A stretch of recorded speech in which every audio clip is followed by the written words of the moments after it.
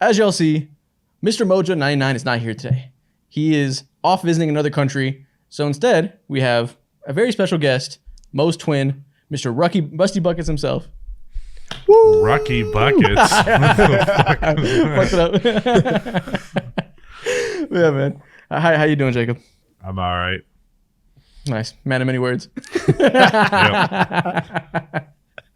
Yeah, like I said, Mo's out of town, so we had to change them up a little bit this week. And as you see by the title, we're going to be giving hot takes for every NBA contender. We did this way earlier in the season where we went through every single team and gave a hot take. We're not talking about the Trailblazers anymore this season. We're off that shit. We're only talking about the good teams now. So we're going to go through all the contenders, is being a little loose, really the playoff teams, and give you one major thought on all of them. Listen, this is real basketball. You know what I'm saying? Like the Blazers, they're playing fake basketball at this point. The Wizards, they've been playing fake basketball. Right? Playoff basketball is about a month away. This is all we're going to focus about. Yeah. Listen, Jacob, you're a Bulls fan. You've been watching a lot of fake basketball. I know they've been good lately. They've been winning games. No, I haven't. I know they've been winning games lately. No, I haven't. It's fake you basketball. You think I'm watching Bulls games? I would not. I am protesting right now, okay? Every other year of my entire NBA fandom, I easily watched more Bulls games than any other team in the league. This year, it's not even close. I've probably watched less Bulls games than maybe 15 different teams. That's how I feel about the Lakers. This is like, even counting the Russell Westbrook years, this is like my least favorite year of Lakers fandom I can remember. Like, I have gone to the point where I don't watch every single game. I do not like this My thing is, I don't need to watch the Bulls like I need to watch other teams. Yeah. I know what the game's going to be like. I know what's going to happen. It doesn't matter. Excited to watch Kobe White's 21 points? The only real upside lately has been Kobe White. I do fear that Bulls fans are falling into a pattern that they always do, which is just falling in love with the most okay players. Like, the idea of Kobe White as a franchise player is something I've heard people talk about. And I'm like, guys, do we really need to do Zach LaVine again? Like, come on, let's not do this. This is a front office thing down, though. Like, they've 100% established a culture for sure. And the fans have caught on. Front office loves mid. Fans love mid. Right? Like, it's just top down. I can't fucking stand it. We're one of the top 5 most money-making franchises in the league. It's Chicago. It's the 3rd biggest city in the entire country. Can't attract anyone there. Pau Gasol is the best we can do in my entire time as a fan. And Pau Gasol, Alex Caruso, DeMar DeRozan was a trade. I'm talking about free agency. We don't operate like a big-time franchise. We aren't like, we're a top dog. We act like the Charlotte Hornets when we're a huge market. Listen, man. It gets cold in Chicago.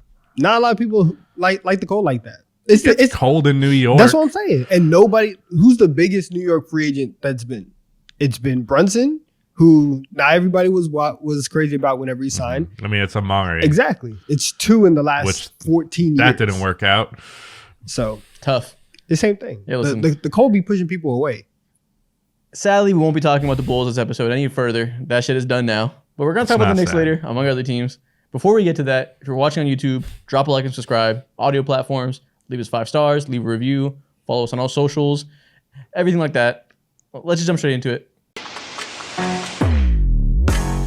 The cranium is crazy! Oh my god! I mean, I really don't know what to say. Crayon eaters, rejoice!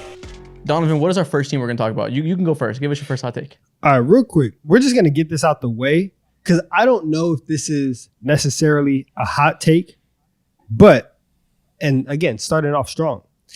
The 76ers are going to miss the playoffs via the play-in. They're not going to be in the tournament at all. They have been, listen, it was cute for a minute seeing everything that Tyrese Maxey was able to do, and he was really able to elevate himself and play well. But this team is not good anymore, and they are losing a lot of games. They've scored under 80 like 2 or 3 times in the last week, and they're just falling apart. And when I look at like who is going to be in the play-in, it's going to be them. It's going to be the Miami Heat. It's going to be the Chicago Bulls, who can make a game interesting on any night. And if they end up playing those 2 teams, one of those 2 teams, it's probably going to be a wrap. So it sucks, right? Because they had all this promise with Embiid and his fantastic season. It's over. It's over. Move on to next year. That's tough. They are currently tied for the 7th seed. I mean, not 7th seed. The 7th seed with the Pacers. Who, listen, Tyrese Halliburton was great to start the year. He's in money laundering for a few months since he hurt his hamstring and hasn't been the same. I don't know if I'm necessarily terrified of them passing them up with the way they've been playing. But, the Miami Heat are looming. Listen, unironically, the Chicago Bulls are looming. They've been really good as of late comparatively to what they started. Yeah. Which team do you see being the one to pass up the 76ers and make them fall into the play-in tournament? Is it the Pacers? Probably. Yeah, it's probably the Pacers. I think Miami can get there, but they also haven't been great as of late. And I don't we're just waiting. And we listen, we have Miami later, so we can talk about them. But let me ask you this: where are the Sixers seeded in this hypothetical? Are they 7-8 or are they 9-10? Either way, I don't think they make it out. Well, if they're 7-8, that means they have to lose 2 games. And I believe they will one. lose 2 games. So they're gonna lose Wow. Okay, let's assume the Pacers pass them up. That's the most likely one. Yes. I would not say that they lose 2 games. Well, listen. I think that's a stretch. If Joel Embiid isn't there, let's go. Let's say If Joel Embiid isn't there, sure. Yeah. But if Joel is there, which for what I've seen is likely, there's no way they're going to lose 2. The bottom of the East is very bad. It would all night we keep talking about them. It would have to be the Chicago Bulls to knock them out. Can you imagine the discourse if DeMar DeRozan... the Bulls very, very nearly knocked the Heat out last year. Yeah. So listen, the Heat. Let's say the Heat beat them in the first playing game. Fair. Second one, it would be the winner of Hawks Bulls. The Hawks. We're talking about money laundering. The Hawks are money laundering the fuck out of their team since Trae Young. For what it's worth, as it relates to the Bulls, Joel Embiid has owned the Chicago Bulls for his entire career by a landslide. I think literally this year is the first time he's ever lost to the Chicago Bulls. Is that like a literal stat? That's insane. Yeah, I think he literally went 16-0. That's crazy. At least over a certain stretch. It was ridiculous. So that's a Sabonis Joel over Embiid has owning. Chicago's number. And you know what? Okay, we'll change this because I guess this will be the evolving part of the hot take where even if Embiid is there, I think that they lose. Because why is that? The play-in starts. This is just the becoming hating. It's not though, because the play-in starts a month from or about a month, 33 days, whatever. Joel Embiid is 7 feet, 280 pounds, hasn't played basketball in a while. And if he doesn't play within the next week and have 2 weeks to ramp himself up, get himself into actual basketball shape, is the play-in game that he goes against the Heat or the Bulls, is that going to be his second game back, his third game back? How reasonable is it to ask Embiid, who's been rehabbing for the last 2 months, to instantly come out onto the floor, drop 35 and 13 and lead them to a win? I don't think he has to be that Embiid to be enough to beat the Bulls. It's not a high bar to clear. But the thing is, though, we don't even know if he's really going to play. We haven't heard much about his return to even team activities. The last thing we've heard is Ramona Shelburne saying she's hearing he's nowhere close. She's a yapper, so let's not pretend that's an official report. But we haven't heard anything good lately. I looked this up, by the way. Joel Embiid is 14-2 against the Chicago Bulls through his entire career. This sounds embarrassing. For what it's worth, both of those losses are this season. Ooh. So maybe this is the year rewriting history that we can beat them. Yeah. Yeah. I see the vision, though. They are really pitiful without Joel Embiid. And if he doesn't come back, I think it's very clear they're not making any type of run. So I respect the take. I guess no, Jacob, you can do the next one. What's your next hot take? Are we just going from the top of the list because it'd be the Suns? Whatever order you want. Yeah, let's do the Suns. Right. Let's address your favorite player. Yeah. My Phoenix Suns hot take. It's one I've said before. It's not that scorching hot, I don't think. But Devin Booker is pretty easily the best player on the Phoenix Suns. Oh, easily. Okay, let's dive into this. I've said similar things in the past, but I don't know if I'd use the word easily. So why do you feel so strongly? Easily doesn't necessarily mean it's by a landslide. Yeah. It just means it's still an easy choice, Even if someone's clearly 5% better, then it's an easy choice to pick the person who's clearly 5% better. Sure. But anyways, Devin Booker, I think the real difference to me is playmaking. Devin Booker is essentially a point guard at this point. The NBA is adapting to or starting to have this type of archetype of player lead franchises more and more, like the big lead guard / forward.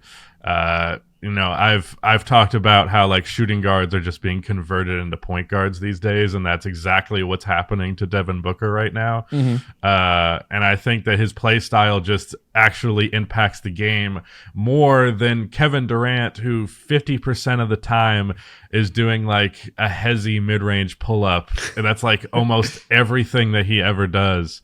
And it's just, the scoring is impactful, and he is playing some of the better defense of his career this year. Both of them are, but Kevin Durant is who I'm talking about specifically.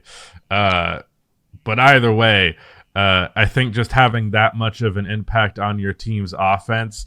I kind of felt this way back when James Harden was on the Nets. There was a stretch where I was like, James Harden, because of how he's facilitating, is impacting this game and impacting this offense more than just isolation scoring is doing. Yeah. So yeah, I prefer Devin Booker's play style over Kevin Durant's any day of the week. I think it's a good take. Okay. I was saying similar things at the start of the year. It's like same reasons, right? We saw Point Book come out and be like a whole new level the first few games before he got hurt. And it was like, oh yeah, listen, changing of the guard is coming. I think a lot of people would hesitate to say this year because KD was so good at keeping them afloat when all those guys were hurt that they're going to give him like... Yeah, he's also shooting like fucking 45% from three. Yeah, it's ridiculous, like right? That. So I agree with you because I felt this way, like especially like in the end of last year into early this year because of recency bias. I felt that way watching them in the Denver series. I was like, oh yeah, Booker is clearly the one who makes a difference in if this team wins or not. For sure. And I'm just saying, people are going to have a recency bias reason to think it sounds crazy because KD has done so much carrying burden for his team this year. But I think if you just take that away from this and don't have that emotional attachment to what he's done this year, I think you're probably right. I also just don't think that this Kevin Durant is the same as like Kevin Durant. You know? Definitely not. Like I think it's pretty clear the past couple of years he's just not. Like peak Kevin Durant is easily significantly better than Devin Booker, but this is not peak Kevin Durant. Yeah, he gets to the rim like 15% less than he did last year. Like it's a big difference. No, he doesn't. He just it's insane how repetitive his game is, especially for like how much he gets like bag talk, where it's like, is it really that much of a bag if your half of your shots are the same move? Bro, when Kevin I'm not trying to. I was just about to say I'm not trying. I was about to say I'm not trying to hate because that's exactly what I'm doing. He's bad. But like, I realize part of that is the older age. Like he doesn't have the burst. The way that guy used to move versus how he moves now, it's night and day. You don't really realize it until you watch like old Durant footage. Yeah. When I was doing this Durant hater video recently, I was watching like OKC KD and I was like, God damn, man, he's fucking fast. Yeah. But I will say the defense is a big difference. We kind of dismissed it. Yeah. He's a far better defender now than he was previously. I've seen some people say like he has an all defense case this year, which is a bit dramatic to me, but I do think he has been it's a step too far. Yeah, too far. But he's been like well above average, like clearly the best defensive player on his team, which is nothing you would ever say during the Oklahoma City years. So I do give him credit on that. Right, but it's also like a low bar. It's like Yusuf Nurkic is next up. Listen, you're clearing Grayson Allen. Good job. Royce O'Neal. Donovan. Yeah. What's up? In 2017, his first year with the Warriors, 32% of his shots came at the rim, which was 44th percentile. So it wasn't even crazy. What do you think he's at this year? What percentage of his shots come at the rim? Okay, 44 back then. I'm gonna guess 19%. 18%. Fourth percentile. So he's like a bottom three because he's qualified as a big now. He's like a bottom three big in the league that's getting to the rim. Yeah, he's turned into Carmelo Anthony. It's just only mid-range shots. What are we doing? Is that slight? Is that more hate? What are we doing? The Trailblazers Carmelo Anthony. There we go. Yeah, I thought Kevin we were on the Durant same page. Got significantly worse and regressed dramatically and became Carmelo Anthony. Yeah, we're gonna have to switch topics. I thought we were on the same page. Hating on KD, I thought that's what we were doing. I thought we were locked in. I don't like this. I think the hardest thing with KD is that we know you're saying his game is really repetitive, and you know what he's gonna do, but it works, right? To an extent, like you said, it works. I'm not saying it doesn't work. I'm coming to a conclusion that you'll agree with. It works in the regular season. When we get to the playoffs, we've seen less of a conversion of that efficiency to a playoff setting when teams really are game planning to make it not work. So that I just have in the back of my head that even when I'm seeing him do great this year on both sides of the ball, I find it hard to believe he'll be this great in the playoffs when we've seen like 3 years in a row with some form of drop. You know that meme about him being like 26 points on like 10 shots merchant? Yeah. Like that being Mr. I think efficiency man is the thing. Yeah. Seems like when the playoffs come around, it's not so much efficiency man. It's more, I got to shoot the ball 30 times to get 40 points. Yeah. Donovan, how do you feel? Because you've been a KD hater in the past too. Not to this level, but how are you? What's your current gauge on him? So I agree. I do think, I respect the take and I can fully see the take out. For me, I think it's still really, really close. And on some nights, just because of the way the Suns are built with this like top heavy bag Twitter, right? Like you're gonna have 3 guys who are gonna go out and get buckets, and like Book is essentially gonna be the point guard, do all that stuff. I think having Durant come in and be as efficient as he is, be as two-way for that specific team, it might put him in a position to where he's giving them a floor that is very, very like needed for them. So. So I can still see the argument for KD being better, but the playoff stuff is really where like it makes a difference. And like Jacob was talking about last year, it was clear that you could see Devin Booker, be on a different level. Yeah, if the guy makes 80% of his shots in a series, he's amazing, right? He's great. Yeah, Booker was fucking nuts last year. Yeah, he's going crazy. But I'm curious to see if Booker's there, and we'll see if Beal's healthy. If you have somebody else and the rest of the team doesn't die out the same way that CP3 and Ayton did, can we get somewhat of like a renaissance of an old school Kevin Durant type of run this year? I don't necessarily think it's going to happen just because the Nuggets are in the way, but I don't think we can rule it off the table this year. One way or the other, they're frauds. It doesn't matter who's better. Well, okay. Are they frauds? Like who? How much belief do you think the general public is? Because if you think that is like really high, then they are frauds. I don't think that they're amazing in the first place. So I just think that they are who they are. I would say, because I've said that on my channel a handful of times, and it's always gotten a lukewarm response. Like it's not that spicy of a take for sure. A lot of people are like, yeah, they just don't quite have enough. They're probably. My bad, I'm gonna cut you off. You pulled this tweet of yours. Suns choking harder than a prime Lisa Ann. What is this? May 15th, 2022. Man, I'm tweeting about Lisa Ann in 2022. I thought it was more mature than that by at then. At 6 p.m. Middle of the day. You hadn't had dinner yet. Yeah, no, this. I wouldn't. Game. I need to see what happened. I wouldn't tweet like that anymore. I just I grew out of that's an old phase. Okay, I'll give you credit. This was 2 years ago. Maybe you're a changed man. What the game fuck 7, were we talking about? Yeah, that was game 7 versus. Okay, that was fair. There was some Lisa Anning going on in this game. I respect it. That's the right time to say that. Yeah, if you're gonna pull that card, this is the game. That was embarrassing. All right. What was I talking about? That was really distracting. You were talking about your fans were lukewarm because they don't believe in the Suns. What the public opinion is like. I don't think they have super high expectations, but there are a lot of people who think they can make a run. A lot of people who say they're the second best team. I definitely disagree with that. I would take the Clippers, Timberwolves, and Thunder, and obviously the Denver Nuggets in a series over Phoenix. Yeah, a few episodes ago, we did bold predictions, and I said they're going to lose in the first round, so I'm with you. In relation to that particular ass beating that the Mavericks gave, I also feel like the Mavericks could beat them in a series just because Luka would do that. Yeah, that's fair. Yeah, that would be incredibly hard of a series to pick. I don't even know where to begin thinking about that one. Like, just it'd be a fun series. That'd be a really, really good series, dude. I might have to just go with like the dad magic of Luka just owning them. Like that might just have to be the just aura pick. I don't even think I can be logical about it. That's certainly the most fun outcome. Yeah, Kyrie beating KD. There's so many layers. Right. We're like we can move on to the next team. I'm gonna do the Milwaukee Bucks next. And this one might not be a hot take. Actually, no, it probably is. I still think they have a top 3 chance of making the finals in the NBA. In the So NBA? Of every team. I would West and give them East. 4. Okay. I would give them 4, but I think if you want to argue for them over the Clippers, I would give you that. Yeah. Like, I think most people have a Nuggets Celtics finals, right? Yeah. I think Yeah. Denver's a lock for sure. That's why that's basically the point of this is Yeah. Denver's going to make the finals, I think. I have no doubt in my mind. I'd bet my fucking mortgage on it. I don't have a mortgage on it. But, you know. Really, it just comes down because I think almost everyone's top 2 are those 2. So after that, it just comes down to them versus the Clippers. And Thunder and Who do Timberwolves, you whoever you like believe out of the in West. more?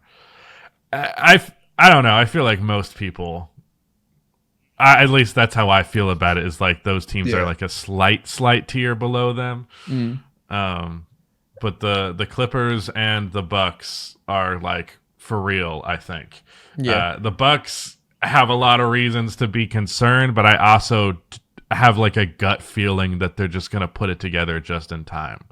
It's kind of how I'm feeling too. That's interesting because I feel the exact opposite way. Like I'm seeing everything. I think they're going to collapse. I see everything that's happening right now, and I see the fact that they are putting it together. The defense, which was a major problem, is not that much of an issue right now, or like it's not as bad as it was. I cannot watch them without thinking that they are going to implode in the playoffs.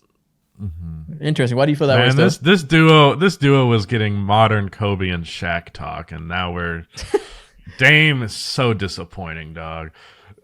Giannis stuck up to his end of the bargain. He's been doing his Shaq impression plenty fine. Dame's been ass this year. Yeah, he's not been great. Why do you feel like they're still frauds, Donovan? Because like you said, they've been much better. Over the last 10 games, they've been a pretty Their good defense defense. has been much That's what better. I'm saying. they've been. and that's my point. Give me all of the stats. Tell me all the reasons why the Bucks are good. Just keep going, and I'll tell you why. Just tell me why. Just cut to it. What do you still see as the issue with them? They have Doc Rivers as their coach, and their vibes do not feel good. I cannot get past this. This is a team that fired their coach mid-season, and they brought in one of the biggest choking coaches of all time. If you are going to tell me that he is going to lead this entire revolution of the Bucks being better, and that he's going to take them from a team that was trying to fire their coach after the in-season tournament and get them to win a championship or get to the finals, I can't get there. It's not happening for me. I think if the Bucks go up 2-1 on anybody, they need to intentionally lose Game 4. Just to make it even. Yeah, to not have the 3-1 looming. Yeah, otherwise they're fucked. If you can't get do make it a 3-1 series, there's no way that's not happening. Yeah. My biggest concern is obviously Damian Lillard, right? He has been on pumpkin mode as of late. I was seeing tweets that was like, this is how Kemba Walker looked in that last couple of years when he was really losing it. And I was like, damn. Not a bad comparison. Listen, when a small guard That's loses It's not that bad. That's awful. it's awful. But like when a small guard loses a step, you can fucking tell. And there's been some games that you can really tell he's off. I'm holding out hope that it's mostly a rhythm thing. It's mostly him and Giannis not being on the same page. Cold shooting sprees happen. We know about all the personal life stuff going on with him. I'm holding out hope. He's also in a entirely different environment. You Exactly. know? We've only seen Dame on one team. And one role. So- That's the main thing. Is that he's still adjusting to being a second option or just. He has been a secondary early in his career. But, Yeah, he wasn't at his level though. He hadn't like ascended to transitioned being from it. used to first option, which is like a big difference. I'm holding out hope that that's the reason this is happening, not because he's just cooked and lost a step athletically. But it's not a lot of time to get it together. So I understand if you're still trepidatious and don't want to like give him credit that he'll figure it out. He's on the court in his feelings, and it's like making him shoot like 7. He's making him shoot like 5% worse from 3 than he would be otherwise. I guess the other argument would be there's only like 20 games left in the season. So if he doesn't start getting it together now, you're gonna be hard pressed to figure out when that could finally happen. But I'm gonna choose to believe that Giannis having the best season of his career offensively, just as efficient as ever been, the best passing he's ever had. Defense isn't quite the same level as we saw like 26-year-old Giannis. But there's not a lot of teams you can project out east that have the ability to really stop Giannis in the playoff series. I'm not going to believe that the Heat are going to figure it out like they did when he was 25. He's past that. I think his passing is going to kill that whole wall thing that killed him for years. I just think that's going to be a bigger equalizer in a playoff series than it is in a regular season game. Okay. And that's fair. I do want to say never mind. This is StatMuse being stupid. I was like, what does Dame average without Giannis? And I was like, oh, these are pretty good. It's all 690 games he hasn't been teammates with Giannis. Like, what the fuck, man? It's obviously not what I meant. That's funny. Yeah, Nikhil pulled up a tweet from October 2nd. Okay, here it is. This is pretty interesting because I've seen people argue that Giannis has actually hindered Dame. That was one of the hot takes I got the other day. He does average 32 and 7 in the 3 games he's played without Giannis. Obviously, there's a reason for him to increase his shooting, but like the efficiency is also really good. Mm-hmm. I don't even think that's a hot take. I think that's just true. Like they've talked about it. There's been like reports from The Athletic talking to them like explicitly about why the Dame Giannis pick and roll doesn't work. And Giannis has straight up been like, I'm not used to setting screens. I'm not particularly good at it. And like that's clearly an impact of why they haven't been working together. Mm-hmm. Giannis doesn't want to be Amari Stoudemire. He wants to be LeBron. He wants to be the creator. He's not used to being Amari Stoudemire and setting those screens. Not used to the short roll reads. So that definitely doesn't help Dame getting into a good rhythm. If they don't have like a 10-game stretch over these last 17, 20 games, whatever it is. If they don't have a stretch where that connection starts to look like it is ramping up to be an elite two-man game, do you still feel the same way about the Bucks going into the playoffs? Do I still feel like they have a top 3 chance? Yes. But it's mostly off of the fact that I think the Nuggets are going to stomp the West and I have nobody putting them in the West to even have a chance to get out. And I think that automatically puts the Bucks up there because I think the Celtics they're more vulnerable than the Nuggets Celtics are more beatable. Yeah. Just because that does actually make sense because the Clippers could theoretically be a better team, but they're more likely to get stomped out by Denver. But Boston is a more beatable opponent. I actually really, from that point of view, I actually agree with you. Love that. I love a good W take. Give me validation. Third most likely, but fourth best team. That's how I would put it. Sure. I didn't even think about who's the third best team between those two teams, but you can still convince me, or I convince myself to still put the Bucks number 3 when it comes down to it. But I like you said, Donovan, I would like to see a better stretch leading up into the playoffs. I'm just gonna keep my fingers crossed and hoping it happens at this point. All right, fair. What's your next team? All right, we're gonna go to the Denver Nuggets, and this is if the Nuggets win a championship, which I think that they very much have a great chance to do. I still have Boston winning the chip, but if the Nuggets win the title, Nikola Jokic he's on the verge of having one of like the 4 or 5 most impressive stretches we've ever seen in the NBA. Inject this into my fucking veins. I'm with it. That's the runs that we talk about and the peaks that we talk about from all the players. If the Nuggets end up winning a title, Nikola Jokic will have 2 MVPs in 4 years. He'll have back-to-back titles. Something that only like 8 iterations of teams, like the Bulls did it. Like he's winning a 3rd MVP this year too. Keep that in mind. Oh, listen, I'll give you that, right? If the Thunder get, they're going to give it to Aura, man. Yeah. If they, I don't know, but let's go with that. 3 MVPs in 4 years, back-to-back titles. He is in my opinion, clear number 1 player in the world, and I actually don't think that it's close. I think it's that. I mean, I already do think that's true. Yeah, but there's that, and there's the fact that like when you look at the way that the NBA is set up right now.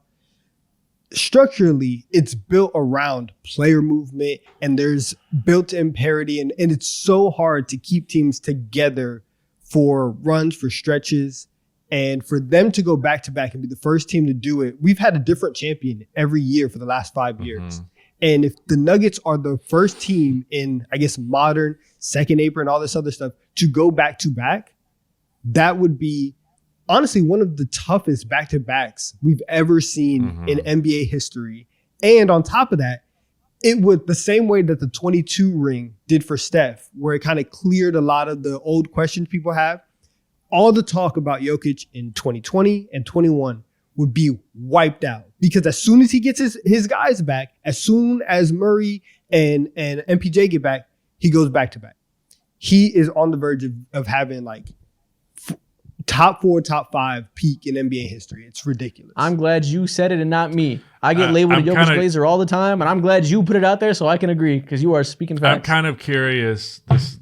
Hopefully this doesn't derail into too much, but like, how close do you think he can get to a GOAT conversation? Ooh. He would need.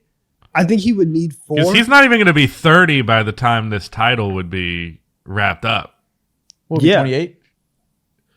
28, 29, like, which is crazy. I think he would. And he's an Iron Man. He would probably need to be 4 because like that upper echelon of like Curry, LeBron, MJ has 6. Yeah. Kareem. Threw Curry in there. We're talking about what, top 12, top 15, right? Kobe, Shaq, all those guys. I think he can crack top 10. I think that's fair. And I agree. I agree with that. Bird Duncan has 5, 4, 5. 5. Yeah, 5. 5 or 6 in the finals. You have to kind of get past like that 3. And so if they get one, he can definitely easily vault up there. But yeah, like if you want to talk about Hakeem in the 90s or like Bron in the 2012s or Jordan or anything like that, everything that Jokic is doing, and especially because he could own the era. I think he could totally just own the 2020s. Dude, we talk all the time about what like the face of the NBA is and how you have to be like this wing and you're taking like these tough shots and you have to be this very clutch man. There is nobody that I don't think I trust anybody more with 5 minutes to go than Nikola Jokic with the ball. He's going to make every single right play. He's going to do things that you don't even know are possible down the stretch of games. It's crazy. I think something we should talk about more with Jokic is that like he has an argument for being like maybe the most all-around player ever. Because he's also a really good defender. He's still are still hung I can't go there. Good. It's fine. It's okay. It's fine. It's good. It's good in totality and impact, but it's not impressive. Good. Like I'm with you. He's a good defender. He's a good defender. Good enough. Okay. No, not good enough. Good. I know why. And he proved it consistently when it counted most, and he'll do it again. I agree. When you say one of the most well-rounded players ever, and we have someone like a LeBron James. Think about this. That's a legit great defender. He led his team in points, rebounds, and assists by a country mile on his way to a championship where they lost 4 games. It's crazy. He led the playoffs in total in all 3 of those categories. I'm with you. Yeah. That's not all around. I'm with you. Yeah, but he's got to be at least top 5 for sure. But you have someone like LeBron, who you could say all those same exact things for, but he's also a great defender in his prime.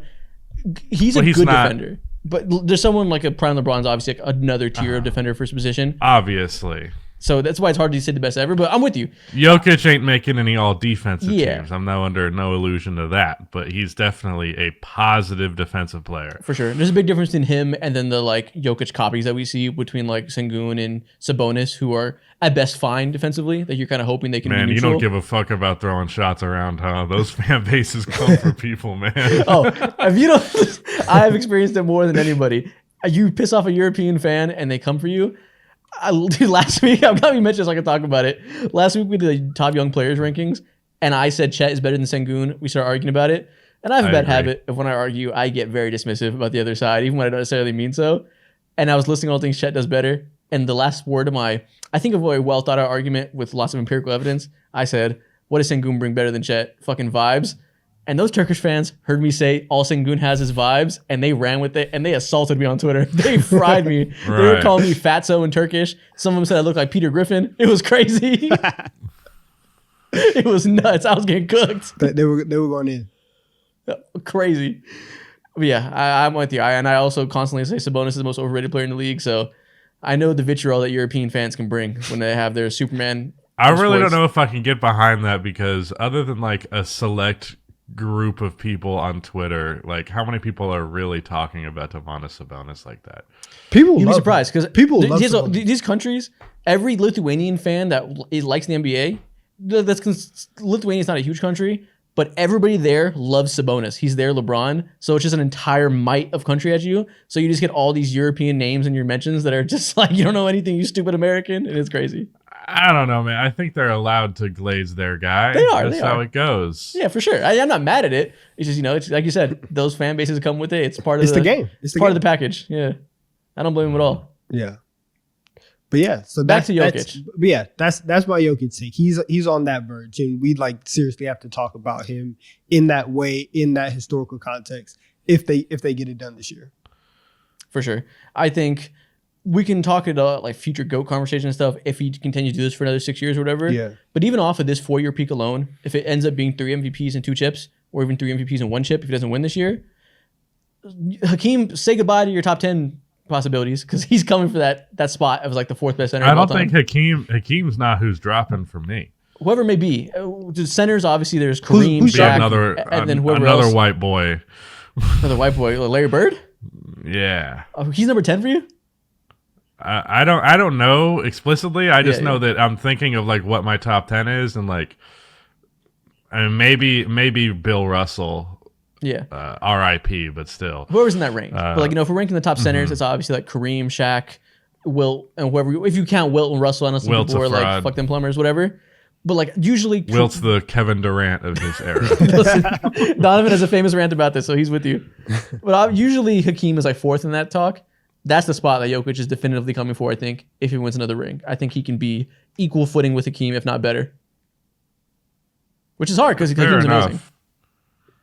Hakeem's just not who dropped for me. I got other targets first. Another agendas to push. All right, Jacob, what's your next team? I think it's the Minnesota Timberwolves. Let me see. This is an interesting one. I'm glad I gave you this team because obviously they're one of the more divisive teams. And we were very, very clear Timberwolves haters coming into the year. And we've had to eat our words a little bit. How do you feel? Here's my reason. First of all, I've kind of believed in the Timberwolves for like when basically after the Rudy Gobert trade and everyone was hating on that and like immediately looked to dunk on it like the second that they struggled a little bit, I was kind of like, you guys just give it a second. I think I see what they're trying to cook. It's just not ready yet. Yeah. And here we are this year, and it looks like it works. And really the only question, this is the question that you'll always get when you have a top team, like one of the best record teams in the league, but they don't have a guy who like is without question one of those like heavy hitter world champion superstar guys. Anthony Edwards has shown flashes of doing that. And I think that this year's playoffs is where he is going to break out as a superstar to the point where it's not up for debate. Anthony Edwards is that guy. Because if you'll recall last year, Anthony Edwards against the team that won the championship, mind you, had what I'm pulling up his averages right now. Yeah, no, he was going crazy. 31 points, 5 rebounds, 5 assists, 48% from the field, 35% from 3 on 9 attempts, got 8 free throw attempts per game. Like, he was scorching. And the Timberwolves, I think the Nuggets themselves even said that the Timberwolves were the team that gave them the most trouble last year, which is crazy to think about. But regardless, I think I'm personally a believer in the Timberwolves, and I believe that Ant is going to thrive in this year's playoffs, and that kind of breaks the glass ceiling for the Timberwolves for how far they can go. Ultimately, I think they'll fall short to Denver, as I say with anybody else, but I actually feel better about them than a lot of people do for sure. I think Anthony Edwards makes or breaks it. Like, yeah. For sure. How if he like elevates his game for real, starts playing like Michael Jordan or a man, then we can actually see some serious stuff from the Timberwolves this year. So when you say he's going to solidify himself as a true superstar for sure, so is your hot take basically like by the end of this playoffs he'll be like a top 10 player? Yeah. Okay. Yeah. I don't think that's crazy. I mean, I think Devin Booker is the 10th best player in the league. If you told me that by the end of this playoffs we might all agree that Edwards is pushing him for best shooting guard in the league and they're neck and neck, I could buy that. The jump shot obviously is the thing that needs to be more consistent. Defensively, he's improved massively. Early in his career, a lot of his Glazers were like, he's an elite defender, and he wasn't. But this year, he's been legitimately very impactful. He's pretty close to elite. Yeah, he is just a big playmaker in the same way that like Shea is. That maybe they don't have like the constant play to play, like lockdown of a Herb Jones. But for a superstar that has to put that much output offensively, they really bring it as a playmaker defensively. Passing, still TBD. He still hasn't developed as a passer, really. He's been better this year. Sure. He's definitely been the best playmaking of his career. For sure, by but still far. not to a level that's like impressive by any means, right? Yeah. That still has a long way to go. And I expect that will take time. He's only like 24. But if that jump shot can really come along and be consistent for an extended playoff stretch, that's the point where he's going to look unguardable. Because when that mid-range shot is falling, there's not much you can do with him. Yeah. It's MJ out there. Out there. Excuse me. What do you Okay. think, Donovan? I'm gonna take this opportunity because I'm gonna mold it because this Timberwolves take kind of molds into another hot take that I have another team because I'm actually on the opposite side. And so Okay. my next team that we're gonna talk that we can mold is the Dallas Mavericks. And I think the Mavericks get up to 6. I think that they first round the Timberwolves. Oh, I that think, is our first true hot take. Okay. I think they get them. Is Cat healthy in this scenario? No, he's not. Okay. He's well, not. that's He's fair. not. Yeah, he's not. I have no idea if there's been some like crazy new advancement in meniscus surgery. But every time that they talk about these dudes like getting surgery, and they're like, "Oh yeah, they'll be back in like a month or so," and I'm like, "Guys, these are 7 feet, 270-pound men. Like, how are they? How do you expect them to come back and be just fine in like 5 weeks? It just feels weird." But in this scenario where Cat is not there, one, I think that Ant has had a very rough March. Right now, 40 in this month, 42% from the field, 26% from 3. I think offensively they already had issues even when Cat was playing well. Down the stretch of games, they are not like fantastic in clutch situations. And if we're going superstar for superstar in that situation, I'm going to take the best player on the floor, and I think Luka is going to be able to manipulate the Timberwolves defense, and he's going to be able to elevate to a level to where they can beat them in the first round. And it sucks because Minnesota has had such a great year, but if they don't have Cat and they don't have another legitimate scoring punch like that, I think Dallas can 100% get them. What do you got? How do you guys feel about Kyrie right now? Because he had a slow start to the year, but he's been fantastic for majority of the season now when he's been healthy. Do you view him as like a big playoff X factor? Because people are pretty split on Kyrie's impact these days. I think he's right back where he belongs, being a second option to a generational talent. Yeah. Next to elite playmaker is a difference there. Obviously, Katie doesn't bring that, so it's a bit different of equation. Him being able to like just be the shooting guard while Luka does his normal Luka stuff and gives Right, them like guy I for said, a 8 dunks game. generational talent. Yeah. No. Obviously, Kevin Durant's a generational talent. Let's pump the brakes. Yeah, it's easy to agree to this if Cat's not going to play. Like obviously, you're down one of your best players. He was already my biggest question mark for the team. But I'll go out on a limb though, and I'll say that even if Cat is there, I think I would still pick the Mavericks. Interesting. That's it's hard for me to talk about the Timberwolves in these settings and not just like be victim to confirmation bias because I obviously came into the season not believing in Cat and Gobert together, and that was because of Cat, not because of Gobert. I've been the biggest Gobert defender I can imagine. I agree. I was fully like, Cat needs to go. Like, and he's been Gobert, better. If he's fucking up Gobert's low. 100%. He destroyed his reputation because Cat couldn't play the 4. And he's been better, obviously. He's figured it out. Obviously, offensively, it's still not great. It's good enough. And defensively, he's done a really good job. I'll give him that, which I never thought he could as a 4. I think even in a playoff setting, if he's healthy, teams are going to make Cat beat them offensively. They're going to make him make decisions, make him attack mismatches. They're going to switch against him and be like, fine, go down in the post and beat us, posting up PJ Washington or posting up Tim Hardaway. You let Gobert stand there and do nothing while you attack in the post. Like they're going to try to, what's the word where they try to coerce him into doing his worst instincts and just let him attack the post? Yeah, they're going to bait him into it. And he's going to have to beat them as a passer with limited spacing. Obviously, there's not a lot of passing on the roster outside of him. I have those doubts with him being there. If he's not going to be there, I find it hard to believe they'll beat any great team in a playoff setting. Yeah. Mm-hmm. So how do you feel? Yeah, I don't know if I don't know if Ant takes the leap this playoffs. I mean, there's a chance. It feels like we're waiting for it, and I want to see it happen. But I think that his ascension is probably going to be a little bit slower as he figures out certain aspects of his game rather than boom, this is Anthony Edwards, top 10 player immediately. I think it's going to take a little bit more time than that. Yeah. It's so unfortunate that Cat got hurt at this time. Like, Yeah. they had so much opportunity to prove us all wrong and make a splash like for the first time in I don't know how long. This team is actually serious. How unfortunate that like I can just be like, yep, told you he was never gonna win because I was not gonna play. Yeah. Like if you're pushing agendas, it's so easy right now. It's tough, man. It's tough. But yeah, also, what Luka's doing is crazy.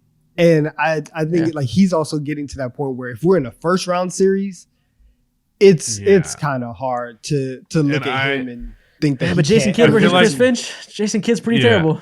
I feel like Luka is one of those players that you can never 100% count them out in a series because they're who they are. Yeah.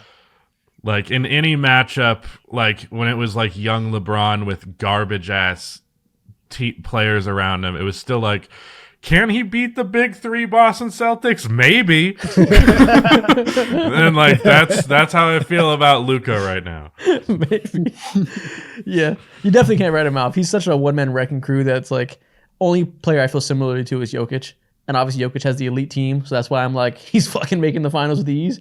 If Luka literally, had that, the same way. I think Luka and Jokic are the same guy. We just got the center and guard version. 100%. Yeah, I have my video of my personal show coming out this next week is about that and how he is like Jokic. They're just like the perfect player for this generation for what the game needs from a skill set perspective. They are quite literally the perfect players. He just doesn't have the team to make it happen. And obviously the discourse gets very stupid and reactionary every time Luka's team loses more than 4 games. I have Luka as the second best player in the NBA personally. I don't think that's ridiculous. Which isn't a great look for me to have 2 white dudes at the top of my list. I'm just being honest. And you're snubbing 2 Africans. Can you believe that? Unbelievable. He's red now. Oh boy. Let's get him out of here.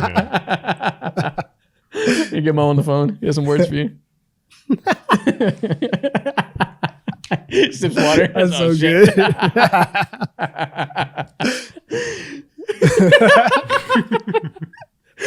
Yeah, man. I think that's a good take. And that was your Mavericks take, Donovan?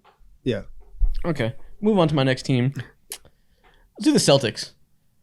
I'm wearing a Lakers hat. You can take for that what you will, how I feel about the Celtics usually. I have been not the highest on them, just compared to everybody else who's like they're fucking walking to the finals. I've been a little cautious. And I've been labeled a Celtics hater because of that, because Celtics fans don't fuck around and they're just like, tell me Jason Tatum's the GOAT or I'm going to fucking scream at you. I do think, though, that Jason Tatum's become underrated in discourse.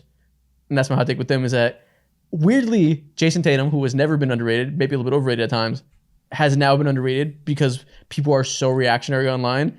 And obviously he's had some poor shooting games as of late. And he really tried to just like ram himself into the MVP conversation in a very, honestly, embarrassing way. And because of that, people really put the microscope on him. He had terrible shooting games after that. And people were like, listen, you got this great team. You're not necessarily doing much for them, blah, blah, blah, blah. And it's gone too far. And I know this was sparked by, I saw Joel from the Pick a Side podcast. They had a big rant about it. And he had tweeted, is there a single thing that Jason Tatum's elite at? And everybody else was like, nah, he's just kind of good at everything, but nothing's elite. And I think we're kind of taking him, not taking for granted because it doesn't matter. He's not LeBron James or anything, but we're forgetting how good he is and how valuable he is, I think. So you know how like when Luka came into the league and like LeBron was getting older, what's his name? Skip Bayless was like, you know what? I need to move on and become a hater of someone else if I'm going to extend my career. Yeah. That's how I feel about Jason Tatum with Kevin Durant getting older. It's like, I got my next target. Scoring wings that don't pass. Fantastic. I do. And I'm just like, Jason Tatum, I don't know. I feel like, listen, I have a reason to be spiteful. This guy got me, frankly. So like after, you know how when he was like choking in the Sixers series, in like game 5, he was like a no-show. Then he had the the game where he was bad, but then went like 5 for 5 in the fourth quarter to get the Mm-hmm. Celtics the win. And then he had a 50 piece, and the video I uploaded in Game 5 was titled "Jason Tatum is a fake superstar," and then he had 52 points in a Game 7. So I was like, "This son of a bitch!" The perils of Just YouTube. made me look like such a jackass. That's funny. More often than not, though, I feel like I think that the thing that people are pointing out when highlighting his team being as good as it is just that other superstars do not have the luxury to fuck up and still be okay that he does, which means that he overall tends to avoid criticism kind of inherently more often than other superstar players do. Yeah. Because so much of everything is riding on that individual player's shoulders, where it's like there are games where Jason Tatum can have 12 points and the Celtics win by 20. Like, it really depends on the people night. miss about that, though, is part of that is because his team is so good, obviously. Derek White's best role player in the league. Drew Holiday, one of the best defensive players of all time. And go down the list, obviously. A big part of that, though, is because the way Jason Tatum plays. If Luka Doncic shoots 6 for 15 and a half, his team's going to be down bad because he's not adding anything outside of that without the ball in his hands. There is an element to that, is that Jason Tatum being a good off-ball player and being able to play a game that isn't heliocentric, for lack of a better word, that does add to the fact that the Celtics can play this way and have other people succeed while he's on the court still. He's playing. The way I put it is like Luka is not playing the most ideal version of his game. You know, you like picture Luka with like a little bit more of an off-ball role, a little bit more catch and shoot, not such crazy high usage. Yeah. Like just like the perfect world where like Jason Tatum is in his perfect world. That means that his stats are not going to be as ridiculous as Luka Doncic, who has to do so fucking much because he's not. But he can still make people better world. when he's not putting the ball in the bucket every 5 seconds, right? Like he still impacts in other ways. Sure, but also I just feel like even just imagining what they both look like as their most ideal selves, like because Luka versus Tatum was a huge thing that was. Oh, I would never say like, that. I would never go that far. Yeah, it's like, man, if Luka had the teammates that Tatum has had to this point, we'd be talking about ring number 3. Exactly. Like at least. Yeah. But the difference there, people were saying like the debate, that one Luka clears, but people were like, is Jason Tatum even better than Devin Booker? And I'm like, I think relax. what it is, and the reason that people get hung up is like, is Jason Tatum capable of being the best player on a championship team? Yes. Is he your first, second, third, fourth, or maybe even fifth pick to do that? Probably not. And he's the guy who got to have this ridiculous core rather than one of those 1, 2, 3, or 4s. And I think also just people fucking hate any Boston team. That's what it is. That's what deserved because Boston sucks. I hate Boston. But see, we can't also be like his team is crazy. It is crazy. But we can't also be like his team is so amazing, it's loaded, they don't need him to do good. And then also every playoffs be like Jaylen Brown fucking sucks and can't dribble. Like you can't have one and the other. I mean, yes, you can. That's NBA Twitter. They'll happily do that. But Jason Tatum, like, I think people sometimes look at that, like they did this with like Ja and the Grizzlies when they would be good without him, and it's like they can still be a good team without their best player, but he can be the difference between being a good team and a great team. Exactly. It's like it's not like the Celtics would have the same amount of wins without Jason Tatum. Like that's fucking ludicrous. Yeah, and he makes the system go more than people realize. Yeah, and I think a lot of that does get lost when you have guys like at the top of the league, like Jokic, like Luka, where they do have crazy high, usage rates, and everything does run through them, and they are playing, the heliocentric style of basketball. And for Tatum, it is like, all right, I'm like your job. I'm supposed to come out here, score 28, play good defense, and be in that elite two-way like that. That kind of archetype is just like, okay, you're good, but you're not doing everything, And so that has kind of been devalued a little bit. If you're not initiating the offense every play, if you're not running 30, 40 pick and rolls every game, like that, his style of basketball isn't really like appreciated like that. I think the big problem with Jason Tatum, the thing that's plagued him his entire career is unreliability. In the clutch specifically? Just, whether it's the clutch or otherwise, just like if Nikola Jokic is on the floor, you're not missing him. You're not like, is Jokic on the floor right now? or if Luka, these like true, without a question, bona fide heavy hitters, you're going to feel their presence every time. Where there can be games where you watch the Celtics and it's like Jason Tatum has been doing cardio this whole time. Maybe you hit like a catch and shoot three, and it's just like, I don't know, that luxury just to go into role player mode whenever you just don't feel like trying.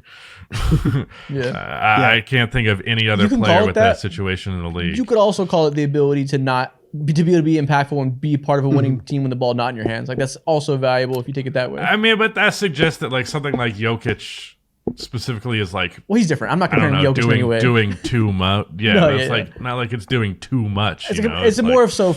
Obviously, the difference is some Celtics fans would be like, he's one of the best players in the world.